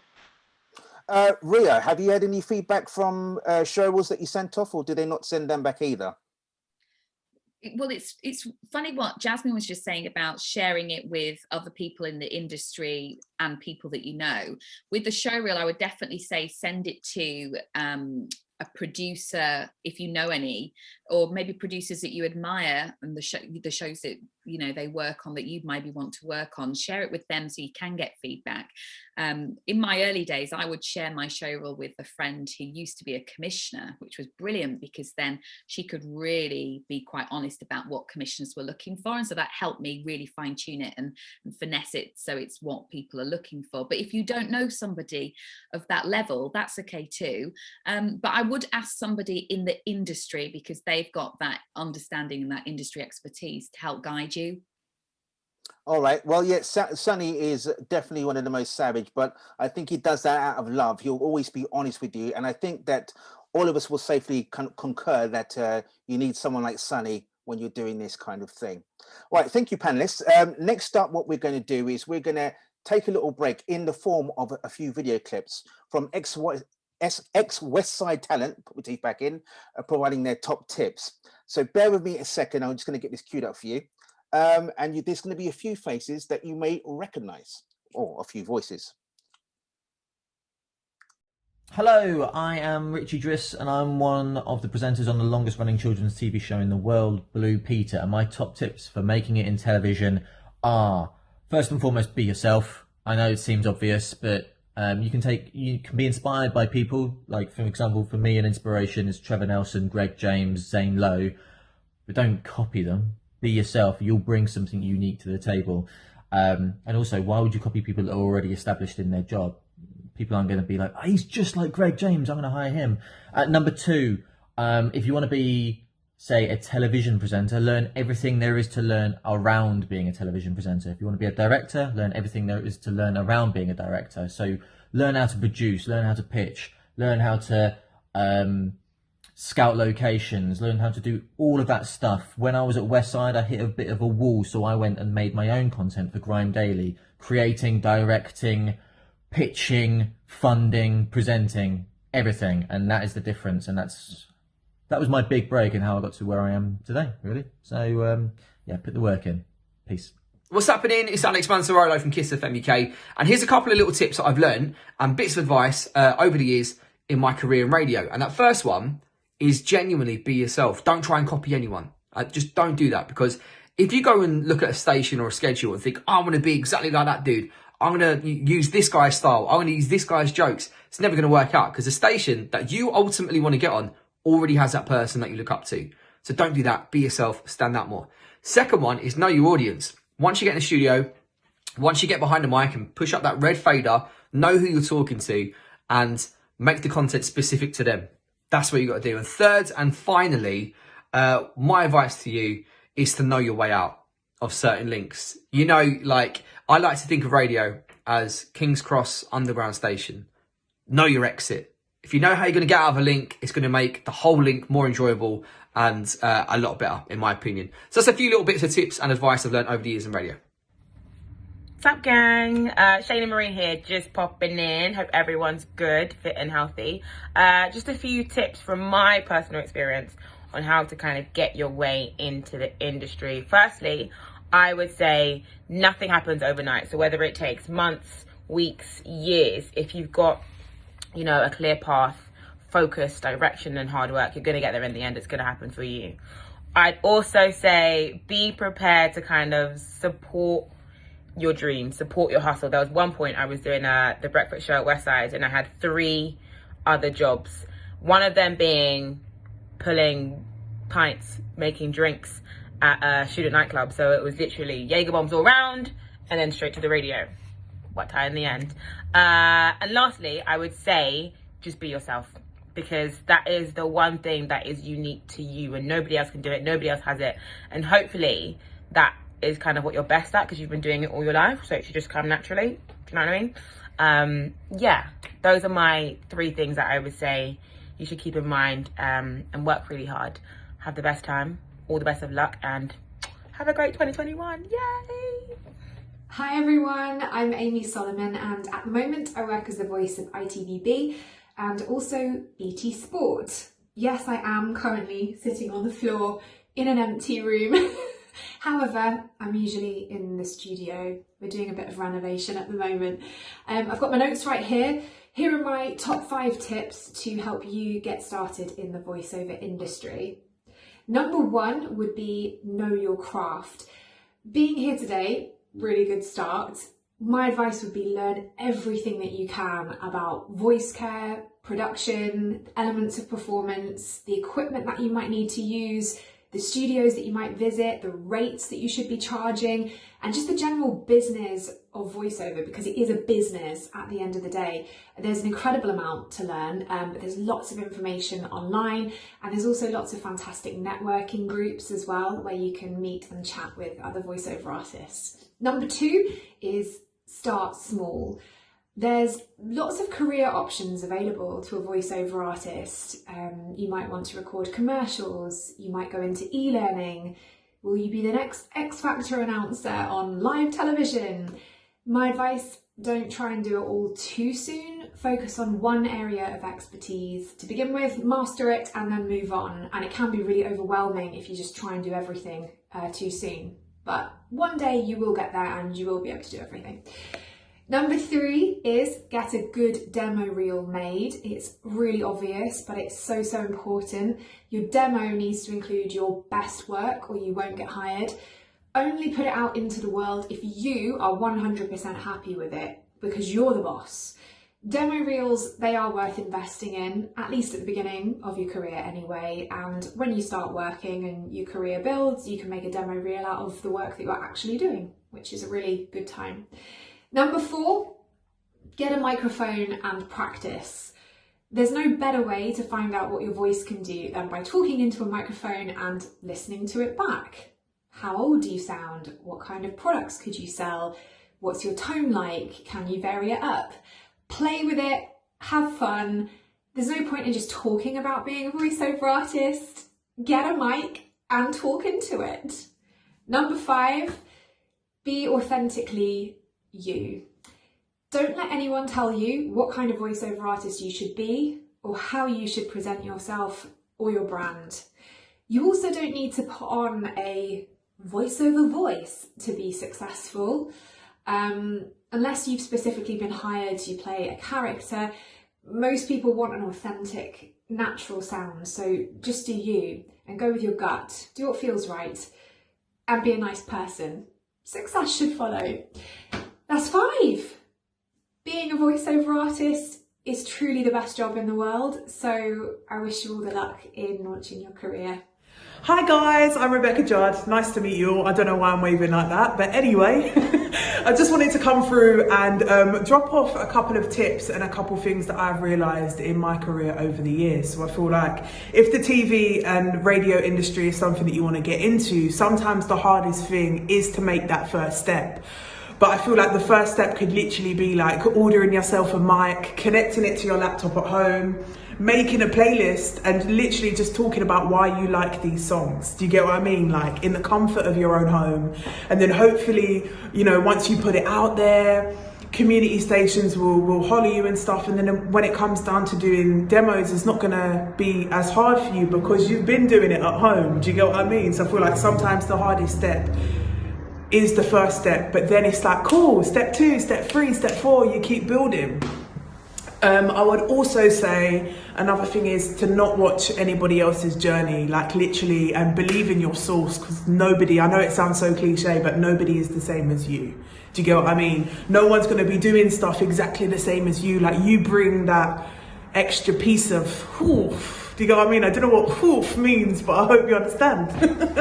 And not to watch anybody else's journey. Like everybody else's journey is different to yours. Like no one's journeys are the same. So just embrace it, enjoy it, know that you're going to get to where you're going to get to, and enjoy every moment of it, man. And every opportunity that comes your way, see what you do like, what you don't like.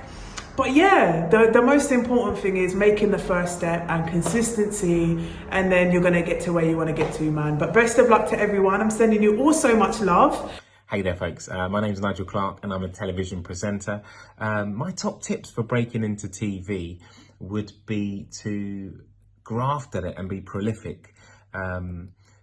Whether that be to start your own YouTube channel, whether that be to start an Instagram series or host rooms on Clubhouse, demonstrate to your peers and other people in the industry that this is what you want to do and that you're passionate about it.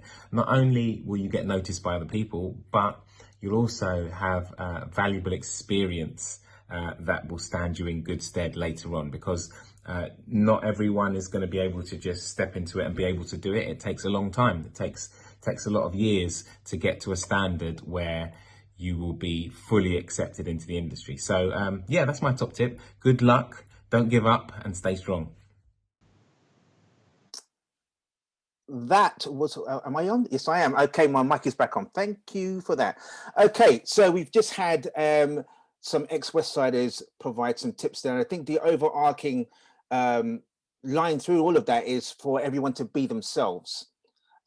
Just want to try to expand on that. How important is it for you to have a level of authenticity about yourself when you're doing this kind of thing? Let's go to Jamil.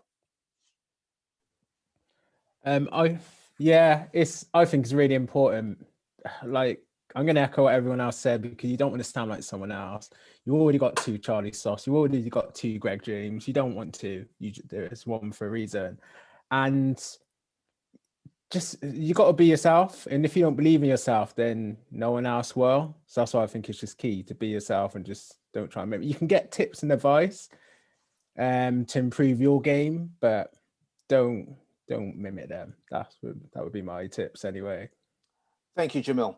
I think that kind of slyly brings us into our third topic of the evening, developing yourself, developing your talent on the profile basis and creatively, and what are good ways to develop your talent, and the importance of using your social media and other platforms to help you develop as a presenter.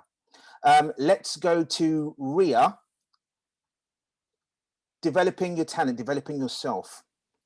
Hi, yeah. Well, nowadays, because there's so many great social media platforms, you've got free tools at your disposal to be able to create your own content, showcase your talent, and show the world what you're up to. I mean, I am loving Instagram. It's like my favorite app in the world. I'm on it all the time, but I just think they're constantly tweaking it and updating it and finding creative ways for people to use it and create other forms of short form content to tell their story. So for me, it's a brilliant platform to kind of share what I'm working on. I always do Insta stories when I'm on my way to the studio, so people know, oh, there she is, she's on her way to ITV again.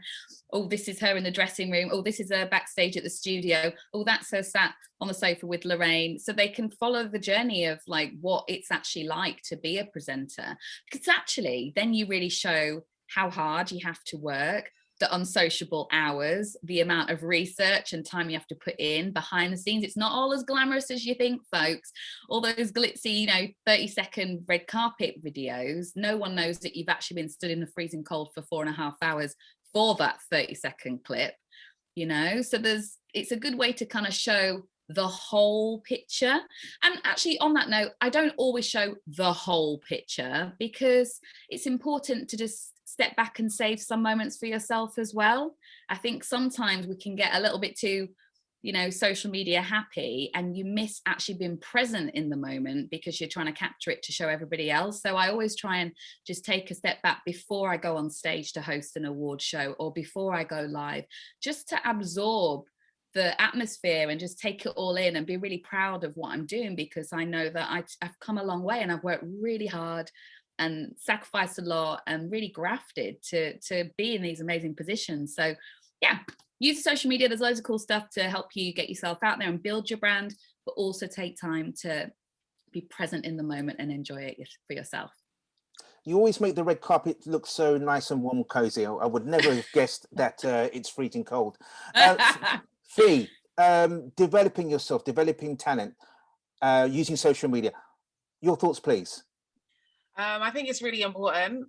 I tend to use social media as kind of like a joke, because I think in this generation that we're in, was like a lot of people are so caught up in looking the part, whether it's like having the latest fashions or whatever. But in this business, I think it is important to really show elements of yourself. Yeah, the nice pictures are cute, but who are you? What's your personality like? And so I think it's important to not be embarrassed. That's something that I learned in secondary school. Like, I didn't care. Like, I remember playing in the school playground, and like one of my extensions, I pretend to be Beyonce. Like, I just don't care. So I will show me presenting stuff, and then I will show me like pretending to be in a skit, dressing up as someone, because I think that is important to show that you are a human being above all, and that you maybe are a really good presenter at the same time. So to not be afraid to show different elements of yourself, and also to show what you want to do, because you can say I'm a presenter, but where's your presenter stuff? Like, Instagram is basically like a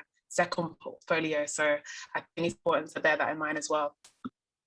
Let's go to Jamil. Developing yourself as a presenter, developing your creativity and your profile. Okay, with social media, I struggle with it on the basis of I'm quite a private person, so you're like, when I was at uni, I used to post every time I was at Nando's, there would be a picture. But now it got to the point where if I was out, friends would be like, oh, why don't you post the pictures? And I'm like, well, I'll send you the picture and you can post it. But in regards to the radio, I've been trying, even literally promoting the shows. I think a lot of people didn't even know I did radio, because I did take a gap from it for a few years. When I put the BBC like Gloucestershire post up, like, oh, I'm on this Friday, and people are just like, what? Well, a lot of people were surprised that I had glasses on, first of all. But I'm like, you're missing the point here.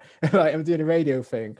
So I'm trying, like, bit by bit to get used to promoting it. And I'm going to take what Rhea said about putting like your journey to the studio and stuff. Like, I would normally put a little video of me being on, or I played the Jamil Foster BBC Radio Gloucestershire jingle, just so people can not just see, oh, he's a presenter, cool, here's his show, but like, just to see more you, to knock on the personality point. Thank you, Jamil. Let's move to Jasmine. Let me just unmute myself for a sec. Do you know what? I'm going to add on to what everybody else is saying. But I definitely think different social media platforms provide different things. So like with Instagram, I try not to be too serious about everything and plan too much. Like, if I'm having a good time, if I'm at a gig, I post it. If I'm enjoying something, I'm showing my authentic self and the things that I enjoy, and just people will relate to you. People will gravitate towards you and the personality that you are if you are posting regular updates of the kind of person that you are anyway. But now there's new apps. So there's a new app which I think is going to be huge over the next 6 months called Clubhouse, which I've been using pretty regularly. And apps like that are really great for connecting with people that you may find really difficult to on an everyday basis to connect with. Like I know there's people on there from the States that are huge music execs. There's people from there that are in the industry, who work for Amazon, who work for Apple, who work for the BBC. There's people that are producers that are on there, presenters. There's so many people on these Clubhouse forums where people just sit there and it's like a chat room. You discuss certain things and whatever topic is being brought up, and you can connect that way. You can start following each other and drop each other a message. And those kind of forums and that kind of social media on that side is all about connecting with the right contacts. And then you can use your Twitter and your Instagram to rant about all the things that you love, and your Instagram to post pictures and show people what you're all about. So I definitely think, yeah, Instagram and social media now compared to, you know, when I first jumped into radio 9 or 10 years ago, it's a completely different ball game. There's so many ways to access all these people that you couldn't before, that are like high up in the industry from wherever you are, sat in Nottingham or Gloucester or Brazil or wherever you are in the world, and you can connect with them through these social media apps. So I definitely think social media is super useful in boosting your profile. Thank you, Jasmine. Now, before we go to Steve, I wanted to go to Sonny and get his angle on things, him being a station manager. Developing talent, using social media, using whichever means you have. What's your thoughts on it? In terms of, yeah, social media, well, it's great, isn't it? You've got a free tool really there to display your talent for somebody to be able to, you know, discover you. It's a way for you to show off your personality. You may send over a demo without any visual content. It might be a way for somebody to see some of your visual content, to discover a bit more about you, about your personality. Like Jamil just said there, you don't have to post everything that you do, you know, personally. It can just all be work related. That's perfectly fine to do as well. But it is quite important now. I mean, to be honest, most of the presenters I've found now have been on social media. It's not the be all and end all of everything by any means, but I have discovered a lot of talent through that way, particularly Instagram. I find it quite useful because a lot of people do tend to put their clips up on there, even if that's like actual radio content, just audio with some sort of visuals to it. It's very handy because you can go through very quickly through your content and be able to understand what a person's about. And sometimes, like with DJs, if I'm looking for DJs on there, they'll have mixes, links to their mixes on there. I can hop onto their SoundCloud, onto their Mixcloud. I can get a full understanding of what a person's like, you know, in terms of talent, talking, and creatively in terms of DJing. So it's really good in terms of those particular things. Insta, yeah, it's good for videos. Twitter's good for conversation. So you can, a lot of people obviously put out their views on things on Twitter. Gives you a little snapshot of their personality, you know, jokey things. You know, Rebecca's always posting something funny on Twitter, and you know, it's really funny, and it gives you a snapshot of what Rebecca's about without even knowing her. You know, it's so engaging. You'd think, oh, I'd love to hear some radio by her. So that's how the two platforms can be really handy in terms of Instagram and Twitter. And like I said, it's a chance for you to show off your personality, and you just never know who's watching. You just never know who's gonna, like I have numerous times accidentally stumbled across someone that's now on Westside and now made it in the industry. So that happens all the time. So I'd say like the last year to 2 years at Westside, 60–70% of the presenters I probably found on social media. So it's for you about using social media to take up every opportunity. Steve, the reason I wanted to leave you to last, because I know pretty much the way you use your social media, which I find quite entertaining. The same with Rhea as well, where you've kind of expanded on who you are as a person and not just doing stuff that's related to radio or TV per se. For instance, Steve Forbes, you do this little cooking show, which I've seen clips of. How important is that for you?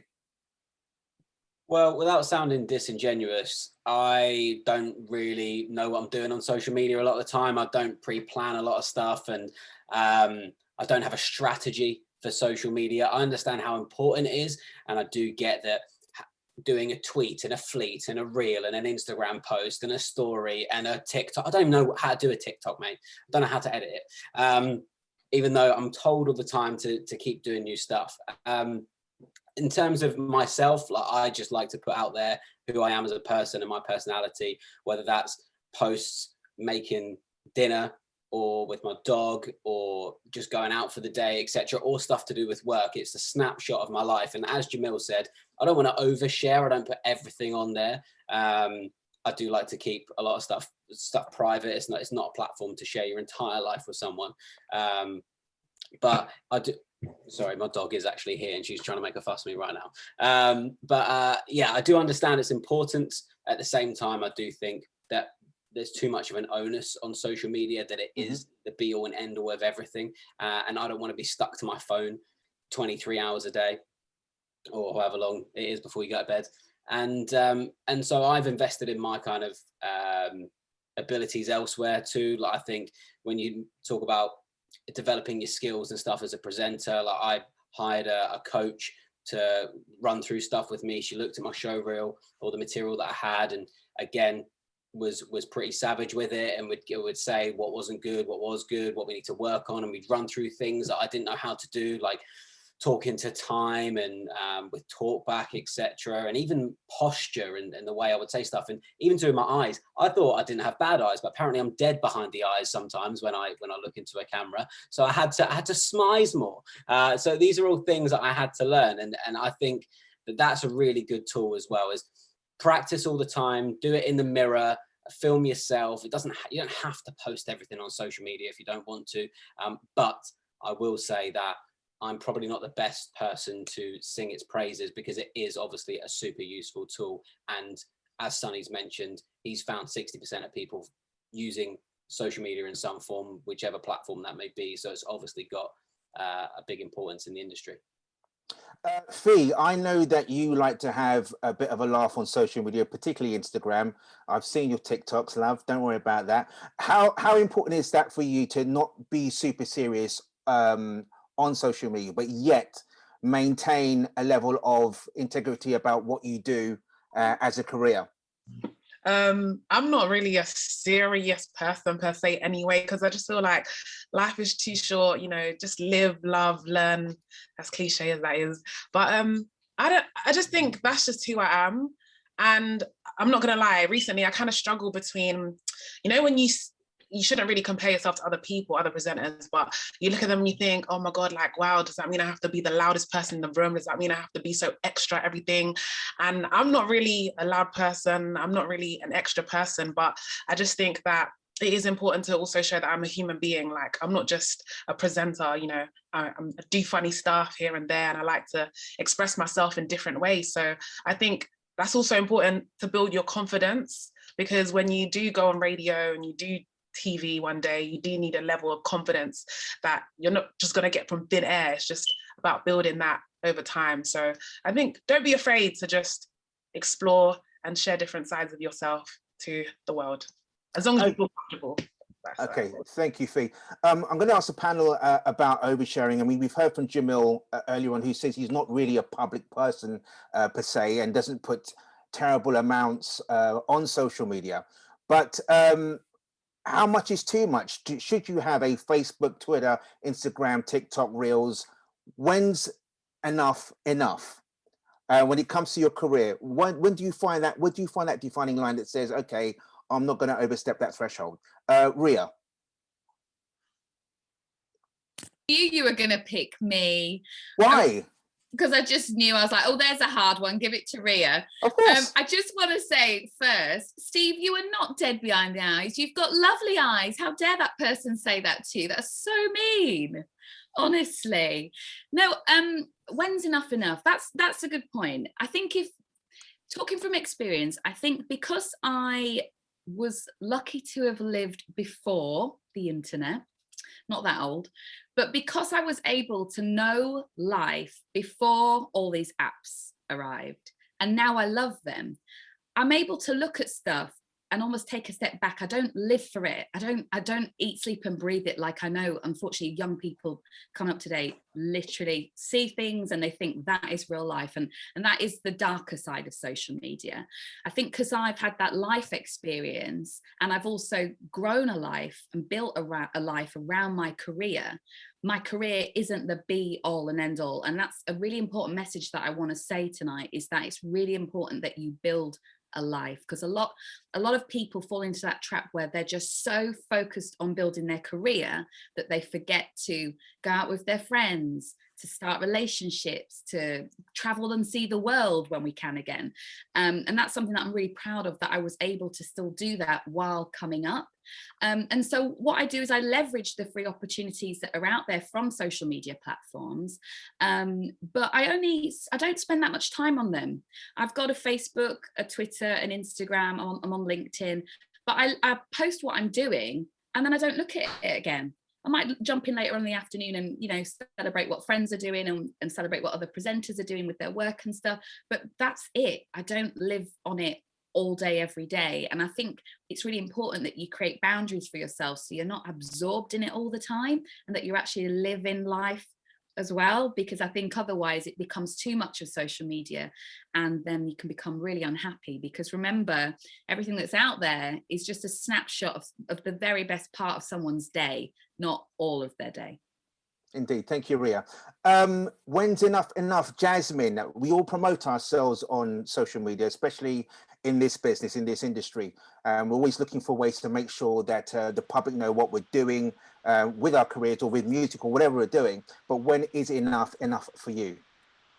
See, I'm a bit similar to Steve and to Rhea. Like, there's no possible way that you can be on everything all the time doing the most, because you just wouldn't be able to function as a human. I think for me, TikTok is where I kind of draw the line, because TikTok, I'm like, wow, it takes hours to create these reels and stuff. And even like the new stuff, like the reels on Instagram, it's just remembering what you want to post, like how you want to kind of showcase yourself as a person. Like, you know, you're going to show fun things and great things that happen in your life, just like every other human will, and to be yourself and enjoy yourself, but not to take social media so seriously that you think it's going to make or break your life. Like Rhea said, I was here just a little bit before, you know, Instagram was around. I was in the media before. I was doing radio before Instagram was here. It was like MySpace and High Five and those kind of things.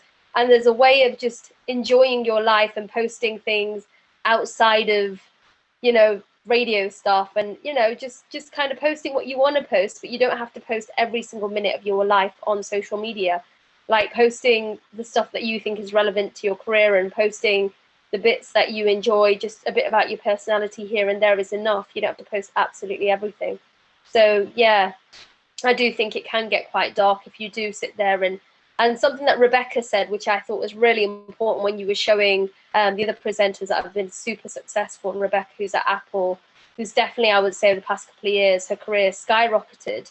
And she's somebody who's able to separate both things. You don't always have to be the most popular person. You don't always have to compare yourself to other people. And I think people overshare so much because they're comparing themselves to other people in the industry and watching what other people are doing all the time. And we've all been a victim of that. You know, we've all been a victim of that. Like, am I doing enough? Am I showcasing myself on every single platform? Am I doing the most? But do you know what? Sometimes it's okay to just step away from that, not compare yourself to other people, and just post what you feel like posting. And I think I do that. Me personally, I'm not on absolutely every single platform. I separate things. So sometimes, for example, my Facebook, I'll keep that as a private thing just for close friends and family. and I'll post things that I just want to keep as little personal little memos and things that happen in my life. Instagram, I have a lot of career highlights on there, but I don't post every single day. If there's a day where I feel like, you know what, I'm going to take a break from social media and I'm just going to enjoy myself and not post things, that's okay too.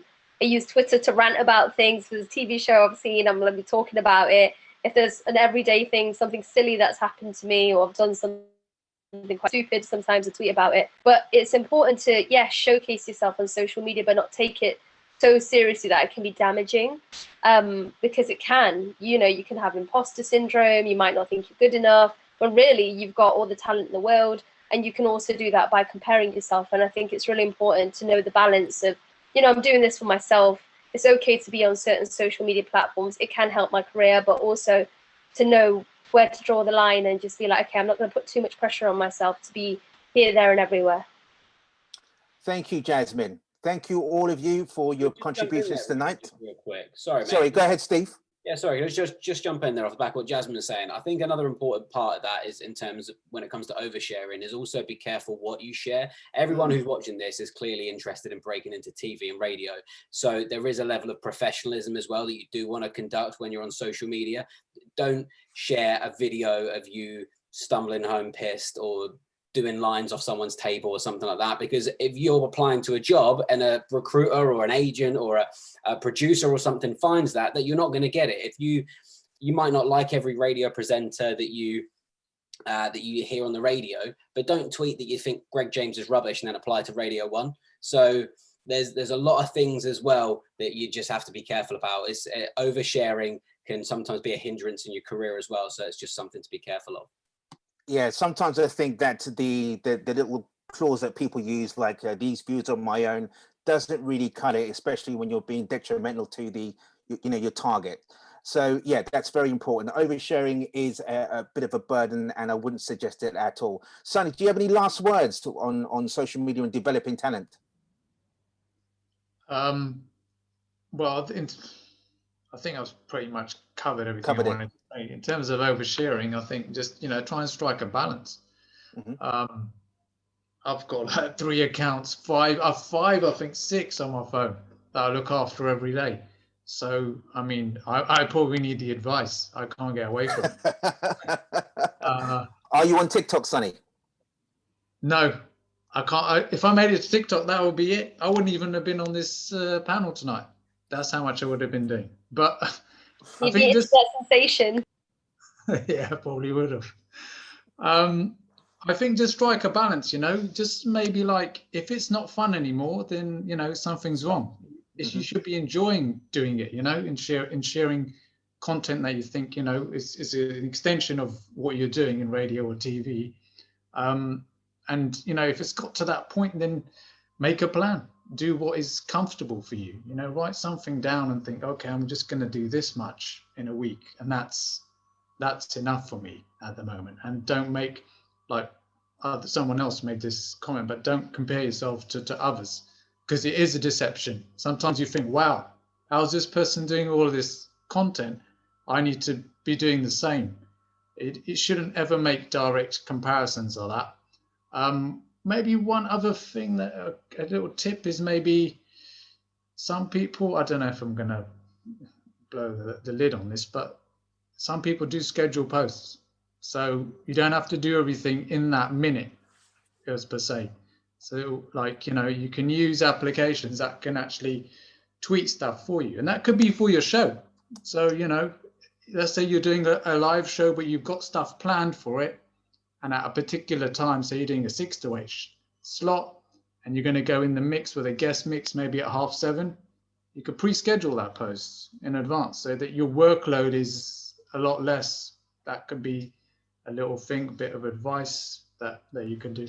Just following on. No, sorry, Jasmine, go ahead. Sorry, just following on from what Sonny said. Actually, I learned that tip from Sonny myself back in the day, because when I was doing 5 shows in Nottingham and pre-recording 5 shows for Westside, I used to use certain apps, and there's loads of apps and stuff that you can kind of schedule posts and stuff. So because the shows used to be one straight after another, one would be happening live in Nottingham, one I'd have pre-recorded to go at Westside, and there was like an hour crossover. I'd make sure that all my tweets and things were scheduled, so I wasn't sitting there like every 2 minutes of the day like, oh my god, I'm spending 7 hours a day tweeting as well as, you know, recording radio shows. It made my life so much easier. So that's like a great tip. Yeah, I can attest to that. I mean, even for things like this event here, in order to help promote, I scheduled everything, absolutely everything. And when you see new posts on Instagram.com/RudeDJ, free plug, know that I'm not actually there doing it a lot of the time. I've already done it on a Monday morning. I spent 15 minutes plonking the pictures where they should be, and I just press go and off they go. I can go and live my life and chase around my kids who are burning down my house. But that's what it's there for. And I suggest that if you have tools like later.com, pay me later, then you should use them in order to make sure that you've got a life, as Rhea said, and you're not a slave to your phone and these social media apps. Anyway, guys, I want to thank you so much this afternoon for your insight and your knowledge. I think that's almost enough of me talking to you. I want to open up the floor to the audience. I think we've got some questions ready, which are going to be asked by our lovely colleagues, Helena and Lisa. Hi, DJ. Yes, I'm going to kick off. The first one is, what are the different skills needed to being a producer versus being a presenter? And how do we know which one we would be better suited for? Let's go to Steve on that one. Why not? You're asking the wrong person. Ask Sonny. I know nothing about being a producer. Sonny? That's a lie. He is pretty good. I think, sorry, I was just going to say there that especially on our level of radio, a lot of the time you end up producing yourself. And if not, you end up doing someone else a favor by producing their show. That's just what I wanted to say really quickly. I don't think Steve should be selling himself short because I know he knows how to do it. But Sonny, please. Yeah, I think, two different fields, but they can be quite related, especially these days. I mean, if you're starting off in radio, let's say you're starting off in community radio, for instance, the likelihood is you're going to be presenting and producing your own show, which is, you know, probably where everyone here started off on. So you'd learn everything on the job as you go along. So, you know, production is a lot of, I guess, the creative side, coming up with the ideas for the show, and the technical side, operating all of the equipment, you know, programming everything in. And obviously the presenting isn't obviously just the talking side, but obviously there's a preparation involved in that. A lot of work, like Rhea was talking about earlier on, in terms of presenting something, there's a lot of effort that goes into preparing exactly what you're going to say. In terms of the experience, well, that will teach you everything, you know. If you're, you know, doing a bit of production, doing a bit of presenting, that will naturally guide you into what you're more interested in. And maybe you might want to do even, you know, a bit of both. But I think the two are really related these days, because even if you're at the top level these days and you're on, I don't know, maybe Radio 1, a lot of those shows, you know, you're doing the technical operation a lot of the times, I guess, yourself, where you're kind of controlling the faders yourself. You're loading in the cuts yourself. That is production. So you're doing production and presenting together. And that's changed a lot in this era. Maybe in a bygone era, someone would sit in a window opposite in another studio and they would operate all of the technical stuff, but it's not like that anymore. So I think you, as a presenter, you are doing a bit of production work anyway as you do it. But if you're going to split the two, then obviously, yeah, there is a slight difference. The production role, the responsibility kind of lies on the producer to deliver the goods, deliver the show, deliver the brief, whatever it is for that particular show. And they are, in that respect, probably two creative zones. You're looking at the show in probably different ways. But I think that one is just simply down to just going in there, doing it, gaining some experience, and, you know, after a year or something like that, you'll know straight away, production's for me or presenting is for me. I think that's a simple one for that. It's the life experience will teach you straight away. muted. I am muted again. Sorry about that. Rhea, I was going to say to you that earlier on you mentioned about how you've had to self-produce, not just your radio stuff, but your TV stuff as well. Do you want to expand on that a little bit? And you're on mute now. You've got my disease. Sorry, with the radio Yay. stuff, I produce my own podcast, the Wonder Women podcast. And with that, there's loads of research that obviously goes into the women that I interview beforehand. And I produce a brief that I share with them in advance to talk about some of the topical issues and themes that we're going to discuss in the podcast. Because I think by giving them a bit of a heads up of some of the subjects we're going to discuss, you then get a better fruitful conversation when you have that in-depth interview with them, because they come prepared and informed, and you get that kind of trust and a deeper conversation. With television, yeah, I mean, for Lorraine, I present the entertainment and showbiz news every Friday live on ITV, and I do tons of research for all the programs that I talk about, all the kind of I get to watch all the films in advance, because I don't like to talk about things too much if I haven't watched them myself, because over time you build a trust with your audience and they really value your opinion. So to maintain that level of integrity, you want to be really honest in your review of a program or some music that you've listened to, and be really authentic. So yeah, in television, you often work with a team of producers or an individual day producer, and you discuss a script together and you'll craft it. That's more of a kind of editorial thing, just to make sure it's in line with what the channel kind of want you to say and not say. But it's really important that you write your own scripts and that you learn to work with producers, because behind all these glitzy shows, you know, it's a team of creative people that work really hard to keep this machine going. And writing your own scripts and being able to produce your own pieces to camera and stuff are really, really important. Thank you, Rhea. Right, let's have our next question, please. Okay. Next question is, how would you suggest we gain producing or production experience? Production or production experience. Let's go to Sunny again on that one. Maybe you can offer some insight on that. It depends what it is, really. If it's radio, obviously, from a beginner's level, community radio really is the one that is the best one. There's over, I think the latest report, over 300 community stations now. That's rising, that figure. So there's more than likely a community station that's near you that you can volunteer at. And that's probably the best way to go about gaining experience in both of those fields. And the cool thing about community radio is they have a lot of incentives. A lot of it's kind of funded work, where they'll have like funded workshops where they can actually put you on a course and teach you about producing or presenting from scratch. Sometimes it can be both. So it could be a presenting and producing course that's kind of all rolled into one. So that's a really great way of doing that. And you've also got things like hospital radio, which is another good way to get involved. The other way would be you have YouTube now. So, you know, you can check any tutorial you want on starting off in radio. There's actually good websites, like I think radio.co, which is a very good one for teaching you in terms of equipment and production stuff.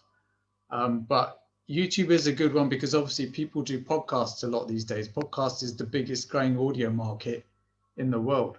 And loads of people are getting involved in doing podcasting. It's very obviously interrelated with radio. So that could be one that you could just do literally at home.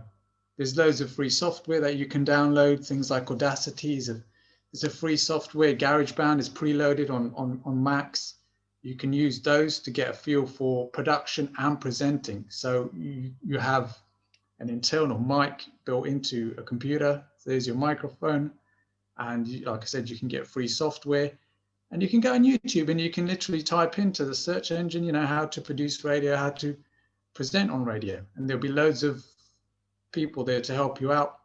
Mike Russell is a good guy for radio. He will give you a lot of tips on production stuff, by the way, for radio. So that's a good little tip there. But I think those are the main routes into learning about both of those things. Thank you, Sunny. Lisa, our next question, please. Okay. Next question is, how do you show a station that you are serious and passionate about being a presenter or producer? Right. I mean, over my time, just to allow myself to interject, I've heard a lot of people talk to me about wanting to do what we do, and they don't really follow it up. So I know that they're not serious about what they're telling me they want to do. And I've invited them down to the show to sit in and have a look and experience what we do to see if it's for them. But let's go to our panel and see how they suggest things are done. Let's go to Jasmine this time. Just remembering to take myself off mute. That's an interesting one, actually, because if I want a station or someone to take me seriously, I remember when I joined Asian Network, I found out who the head of program was. I found him on LinkedIn. I hit him up on LinkedIn. I showed up to a lot of events that were happening, you know, the station are putting on. I made sure that I was passionate about music. When I did demos, for example, I'd make sure that I'm inclusive and I sound passionate and excited about the music that's being played and you know, the things that we're talking about, staying relevant and staying current and following up all the time. Now, do you know what I still do to this very day? And this is for anything. This is if I want to, you know, pitch for something on BBC Sounds or, you know, podcasts and stuff like that. If I've still come up with creative ideas, and I think it never stops, to be honest. It's not like you leave community and you get to a national radio station and you think, right, okay, my hard work is done. There's always room for improvement. There's always room for growing as a presenter and developing new ideas and working with other stations and other brands. So I always try and make sure if there's anyone I hit up, if there's a TV project with, say, BBC Three, if there's somebody I want to hit up with that I want to work with, I send them an informed email. I make sure I send them links to everything that I do to show that I'm passionate and that I'm ambitious. You know, if I've got a visual thing that I'm doing, whether that's via YouTube or a podcast where they can hear me, my radio shows, whatever it is, whoever I'm hitting up because I want to work with them, I send them as many links visually and things that sound bites that I can, so they can see that actually, you know, this is something that I do and that I really enjoy and that I'm passionate about, and I have so many different avenues of things that I'm doing. And I always, funnily enough, I put it in my notes. So this is a personal thing that I do. I will send someone an email, and if they haven't got back to me in 3-4 weeks, I schedule it into my notes and say, okay, I'll hit them up again, and I'll send them another message. Or I always say, is there anybody else? If they say, oh, we can't right now do anything, or say that you're putting a demo together for a national station, we're not looking for someone, you ask for suggestions if there's anyone else that they can recommend, and take down notes and stuff, and find the next contact that you can then send it to. And that's a really good way of me kind of connecting with lots of different contacts, and also showing that I'm ambitious and excited to be working with that station. Thank you, Jasmine. Going the extra mile there. I mean, that brings me on to another question about networking and how important it is, even though you might not necessarily be in the industry that you want to be in. How do you get there? How do you make the connections? How do you make the network links? Is that something you've done before, Fee? Yes, it is. I remember, I think it was back in 2016, I was still at uni. There was a summer where I just hit up all these different like random creative related events by myself. And I knew I had to do it, and I couldn't wait for my friends to do it because they're busy doing whatever.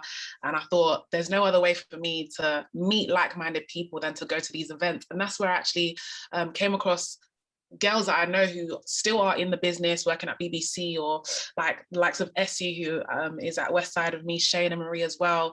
But just taking that first step, because it's in building these genuine relationships that you get advice from them. You kind of build a sisterhood as well. They're honest with you. They tell you like what you really need to know as well, how to really grow in the industry and how to be a better presenter as well. So I 100% am for going to these events, whether it's by yourself with a group of friends, just do it. Rhea, is it any different in television than it would be in radio? No, networking is so important. It really, really is. And there's some brilliant networks to join if you haven't heard of them before. So in television, there's the Royal Television Society, the RTS, and they have what they call a RTS Futures committee that produce events throughout the year that are usually free to young people to go to, and they're industry panel discussions with people that make programs that you might want to be on, and they're often have drinks and nibbles and stuff. So they're a brilliant way to meet other people coming up into the industry in different roles, and also meet the people that make the programs that you love and you might want to present on. BAFTA have a kind of group called BAFTA Guru. You can Google them. They've got loads of free courses you can do. There's networking events. There's YouTube videos on their website that you can watch of previous panels, so you can learn who the movers and shakers are in the industry. The Edinburgh TV Festival run a network called The Network, and every year I think they give 100 placements. It's a paid placement where you're put in a job in an independent production company, you're paid, and you also get a mentor for that year and a free ticket to Edinburgh TV Festival. So that's a mega annual event where the whole industry go to. So think of all the contacts you can make at that. Who else? Have I forgot somebody? Women in Film and Television. If you're a woman or a young woman, Women in Film TV. And of course, Wonder Women, the women's network I created. Free plug. Yes, we can't forget that, goodness me. But can I just tell you, I actually created Wonder Women because for me, I'd go to a lot of these industry events and they were predominantly white. And I just thought that this industry is so diverse. There are so many amazing people. Why isn't there an event that brings everyone together? It's a bit odd. So I created Wonder Women, which is an event I hold on every International Women's Day to bring diverse women together. And I'm really proud of it because I've got people that have been in the industry for like 30 years and they've come and they've said, Rhea, I don't know what you've created here, but in my 20 years of working in telly, I've never been to an event like that before. So I'm really proud of that because for me, I look around that room, the panel of speakers who speak are diverse, the audience is diverse. And for me, that's what it's about. It's connecting people from all walks of life, all classes, ethnic backgrounds, sexualities, whatever. It's a creative industry. So let's actually mix with creative people, right? Thank you, Rhea. Steve, is it any different networking in your sector of the industry than it would be for like the musical side? Yeah, journalists all hate each other. We don't want to speak to anyone else. No, I mean, a lot of my networking has been at certain events, like even like when I was back at uni, the SRA events are great to get into. The SRA conferences and awards and stuff, they're so good because again, you'll meet people of similar age ranges to you who are all into the same thing, who aren't going to be established or anything yet, and it's not going to feel like you're trying to get something out of someone that's already in a position that you essentially want to be in. So they're really beneficial. The IRN stuff, if you're a broadcast journalist, like that's great to go along to. You don't always necessarily have to be nominated or part of a station that has been to go. So they're always good. Yeah, I'm only going to echo what everyone else has said. Networking is really important, meeting people in the industry. It is tough. Like I'm someone who's probably not the best at doing it because it always feels like when you speak to new people who are in a position that can facilitate something for you that 100 or 1,000 other people are also wanting to speak to them for the exact same reason you want to speak to them. So it is about coming across as genuine as well, and just getting to know people for people and making those friendships and connections based on the person they are, not what they can do for you. Thank you, Steve. Lisa, next question, please.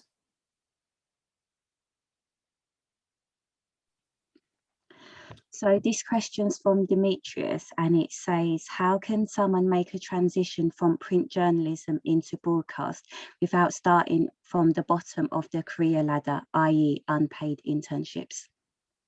Without starting at the bottom of the ladder. Interesting. Yes. Can we go to Steve on that one again? So to transition between print and then into broadcast. Mm-hmm. Well, I've never done print. So I can't really give you a first-hand experience. What I would say, though, is that you don't necessarily have to be in one or the other. And I think if you're in print and you're a good journalist and you can come across well on screen or on air, if you've got a good voice, like it doesn't matter. You can still do both. It depends what your passion is. Like a lot of people will do an NCTJ because they really want to write for a national paper. Or online, and then they decide actually whilst doing it that they prefer to broadcast that. They want to be on TV, they want to present the news at 10 or whatever, and then they'll transition. And likewise, people that do a BCTJ for broadcast journalism. I don't think it matters either one that you do. I did an NCTJ and I have not written a single thing that's been in a paper. I went straight onto radio.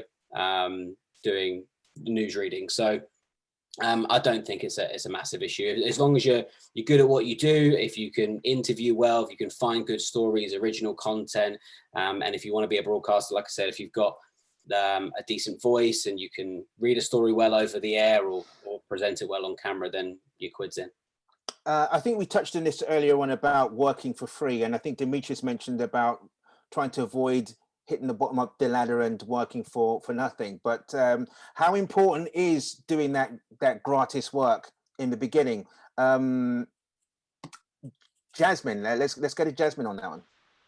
Oh wow, it is really important, because I've had so many people telling me that you can't do this and you can't do that and stuff, especially where you're based in like Nottingham or city outside of London. And I've come to realize, and I did a broadcast journalism degree, and a lot of people used to tell me that if you do broadcast journalism, you can only do serious, hard-hitting news and this and that. And in my head, I did doubt myself a couple of times, and I did say to myself, oh, okay, am I doing the wrong degree? Should I be doing this? Should I be changing? At one point, I almost did change degrees just to kind of suit the kind of stuff that I wanted to do. But the truth is, at this point now, there's so many people doing like multiple different types of careers. I know people that are on radio that also sing.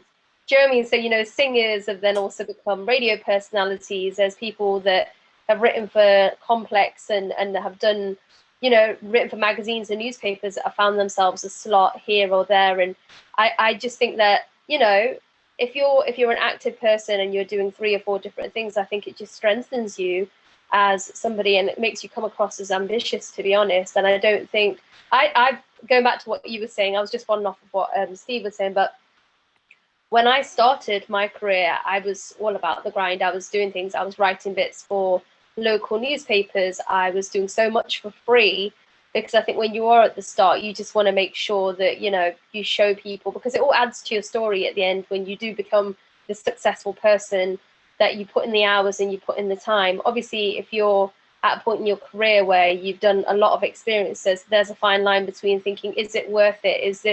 Is me jumping on this platform going to be worth it? But I think when you're starting out at the very beginning, it's important to put in the time and put in the hustle. Like, I was working part-time in retail, similar to Fee, or doing something that wasn't exactly radio, should I say. And at the same time, I was traveling on a train, going to London, working for free over there, or Westside, doing bits over here, getting a bit of pocket change over here.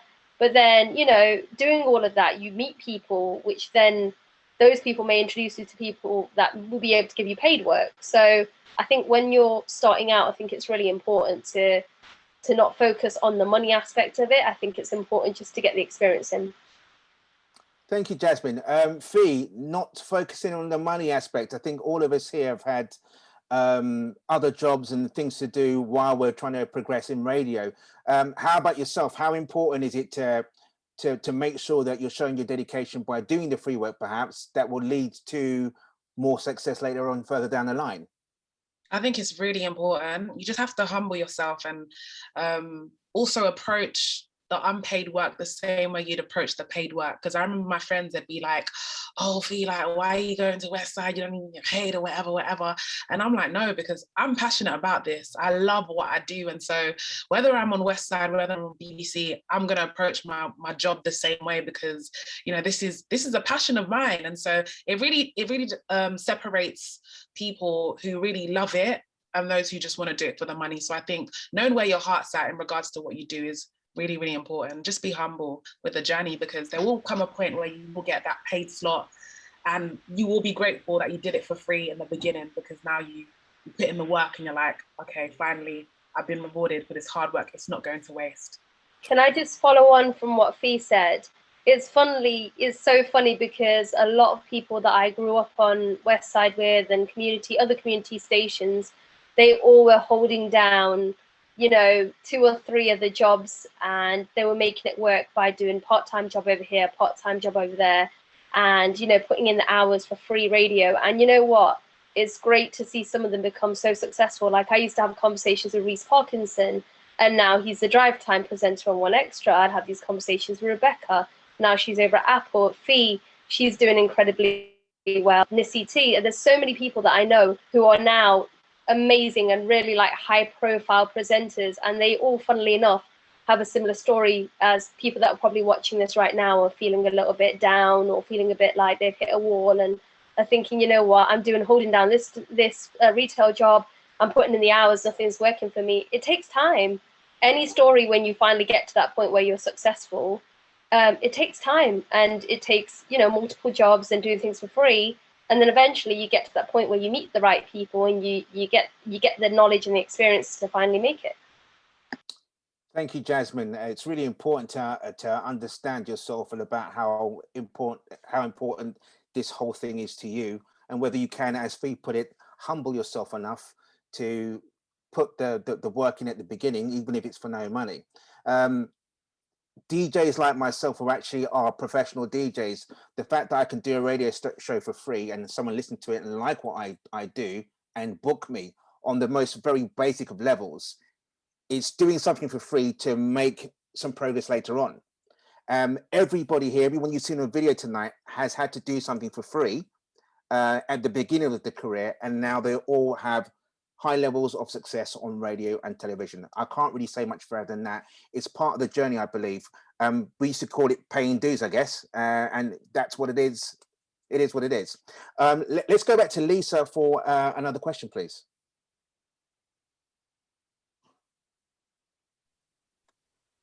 So the next question is from Will, and it's, I've been doing a show in my spare time and I'd like to promote it more in my socials, but I'm a little embarrassed about it. Any tips? Great question. Right, let's go to Jamil. Only because you said the first time that you kind of submitted anything is you felt you were a little bit embarrassed about it, you weren't too happy with it. How did you overcome that? How can you apply what you learned for yourself to Will? I think, like, personally, you might not even get no comments. Even if you might just get one off your friend or something. But for me, it's more self-evaluating. So you put it out there, you say you get 5 views in a week. You might think, oh, that's rubbish compared to someone else. But that's rule number 1, don't compare yourself. We've touched on that enough. If you get 5 views, that's 5 people that's listened more than no one listening. Always take the small positive. That's the biggest thing that I take from things anyway. Just listening back, being just like, oh man, what could I do different? Or there might not be enough you could do different. And then you'll do another show, you might get 7 views. And then you're like, no. But it's just reviewing yourself and being just like, what do you want to actually sound like? But number 1, be you. If you find it embarrassing, you probably wouldn't put it up. That's how I see it. If it was that embarrassing, you wouldn't put it up. The fact you posted it, keep posting it and just reevaluate yourself. That's what I would say. Fee, how important is it to believe in your product? For Will's situation where he feels it might be a bit embarrassing for him to promote himself on social media, perhaps. How would you overcome that? How would you find that belief in your product, that it's good enough to put on social media? Like Jam said, it is important to self-evaluate. And I also think to be in this industry, there's some level of embarrassment that you have to not have. Do you know what I mean? I don't really get embarrassed by things easily. I just think, you know, life is life, like things happen. And this is something that I love. This is something I believe in. You just have to have that level of self-belief in yourself. Like, right, I think I'm only going to get better at this. I think that's the best way to look at it. This is probably the worst you'll ever be. And the more you upload, the more you share, the better you'll become. And the more confidence, hopefully, you'll get. I think it's just all about having that self-confidence, man. As long as you believe in yourself, someone else will believe in you, as cliche as that is. Thank you. I mean, we had a conversation about growth earlier on and how embarrassed you were of your initial demo, but then we see how far you've come now. So I think that sticking at it is one thing, and then having the belief that you will grow as an individual is another. Sonny, would you concur with that? Yeah, I was just going to say that I had a conversation with someone just yesterday, and I said to them that the biggest presenter that you can think of, all the biggest presenters you can think of, they started from scratch. They started from 0 tweets. They didn't start at 100. They started from the beginning. So everyone starts from scratch with no tweets, with no posts, for everyone. You can think of the biggest person, biggest personality. They all started from the beginning with nothing. So no one should, be worried about posting and things like that, because everyone, they started their journey in the exact same way. They started from the beginning. One tip that you could maybe take on board is you can have a look at what other people post to give you an idea of how things are formatted, how things are done, because we all draw on inspiration on everything in life, and tweeting and posting stuff. Again, you could look at it to some degree as an art form of how to create an engaging post. Some of the biggest personalities out there, again, I hate to blow the lid, but some of them are not running their own accounts. They're being run by very big media companies, particularly most footballers. As you can tell, that their tweets are so well formatted and the pictures are so well taken, that somebody else is controlling that content who really understands what makes good content. But those are the people that you can look towards in terms of technique and gaining confidence of how to format something. Just following on from what Sonny said, he just reminded me of something, but I was in a Q&A years back, and I remembered personally that I'd posted something. I think I might have posted something on Westside or Kemet, and I was really embarrassed to put the content out. And Jasmine's frozen. I didn't want to put it out, and funnily enough, and I went to a Q&A. Oh, is it? Oh, can you hear me? You're back now, yes. Oh, right. I was just saying that years ago, I put out some content. This was at the beginning of my career, which I was quite embarrassed about as well. So I can relate. And I really didn't want to put it out there. And I was really kind of struggling as to whether I should post or not. And everybody was saying, post it, post it, post it. But I wasn't sure if I wanted to post it. And then I went to a really cool question and answer kind of session. I was lucky. I was chosen to go to one extra, and Charlie Sloth was there. And Charlie was telling us about how at one point he couldn't afford anything in life, to the point where he was recording a lot of his podcasts and a lot of his content from a shed. And at the time he was recording all this stuff and putting content out there, but he was getting millions of hits on WorldStar. And this was just before obviously he got something with one extra. And it just goes to show, like, nothing is really too embarrassing, is it really? You could be in a situation, and reality doesn't always match it with what's being posted on social media, again, because we've all been there. We've all been in a situation where we personally might feel like something's a bit embarrassing to us, but then you may put it on social media and somebody may think it's the best content ever. So it just goes to show that sometimes we get into our own heads sometimes about something, and not necessarily everyone else views it that way. Yeah, Jamil, go. I was going to say, just quickly, just think whether I should compare it to this, but it's the only thing that I can kind of make it relatable to. If people go on embarrassing bodies or naked attraction and they don't feel no way, we worry too. We all do it. I do it. We all worry too much about whatever people will think. But I just think, yeah, just don't feel embarrassed. Well. Thank you, Jamil. That's such a nice compliment there.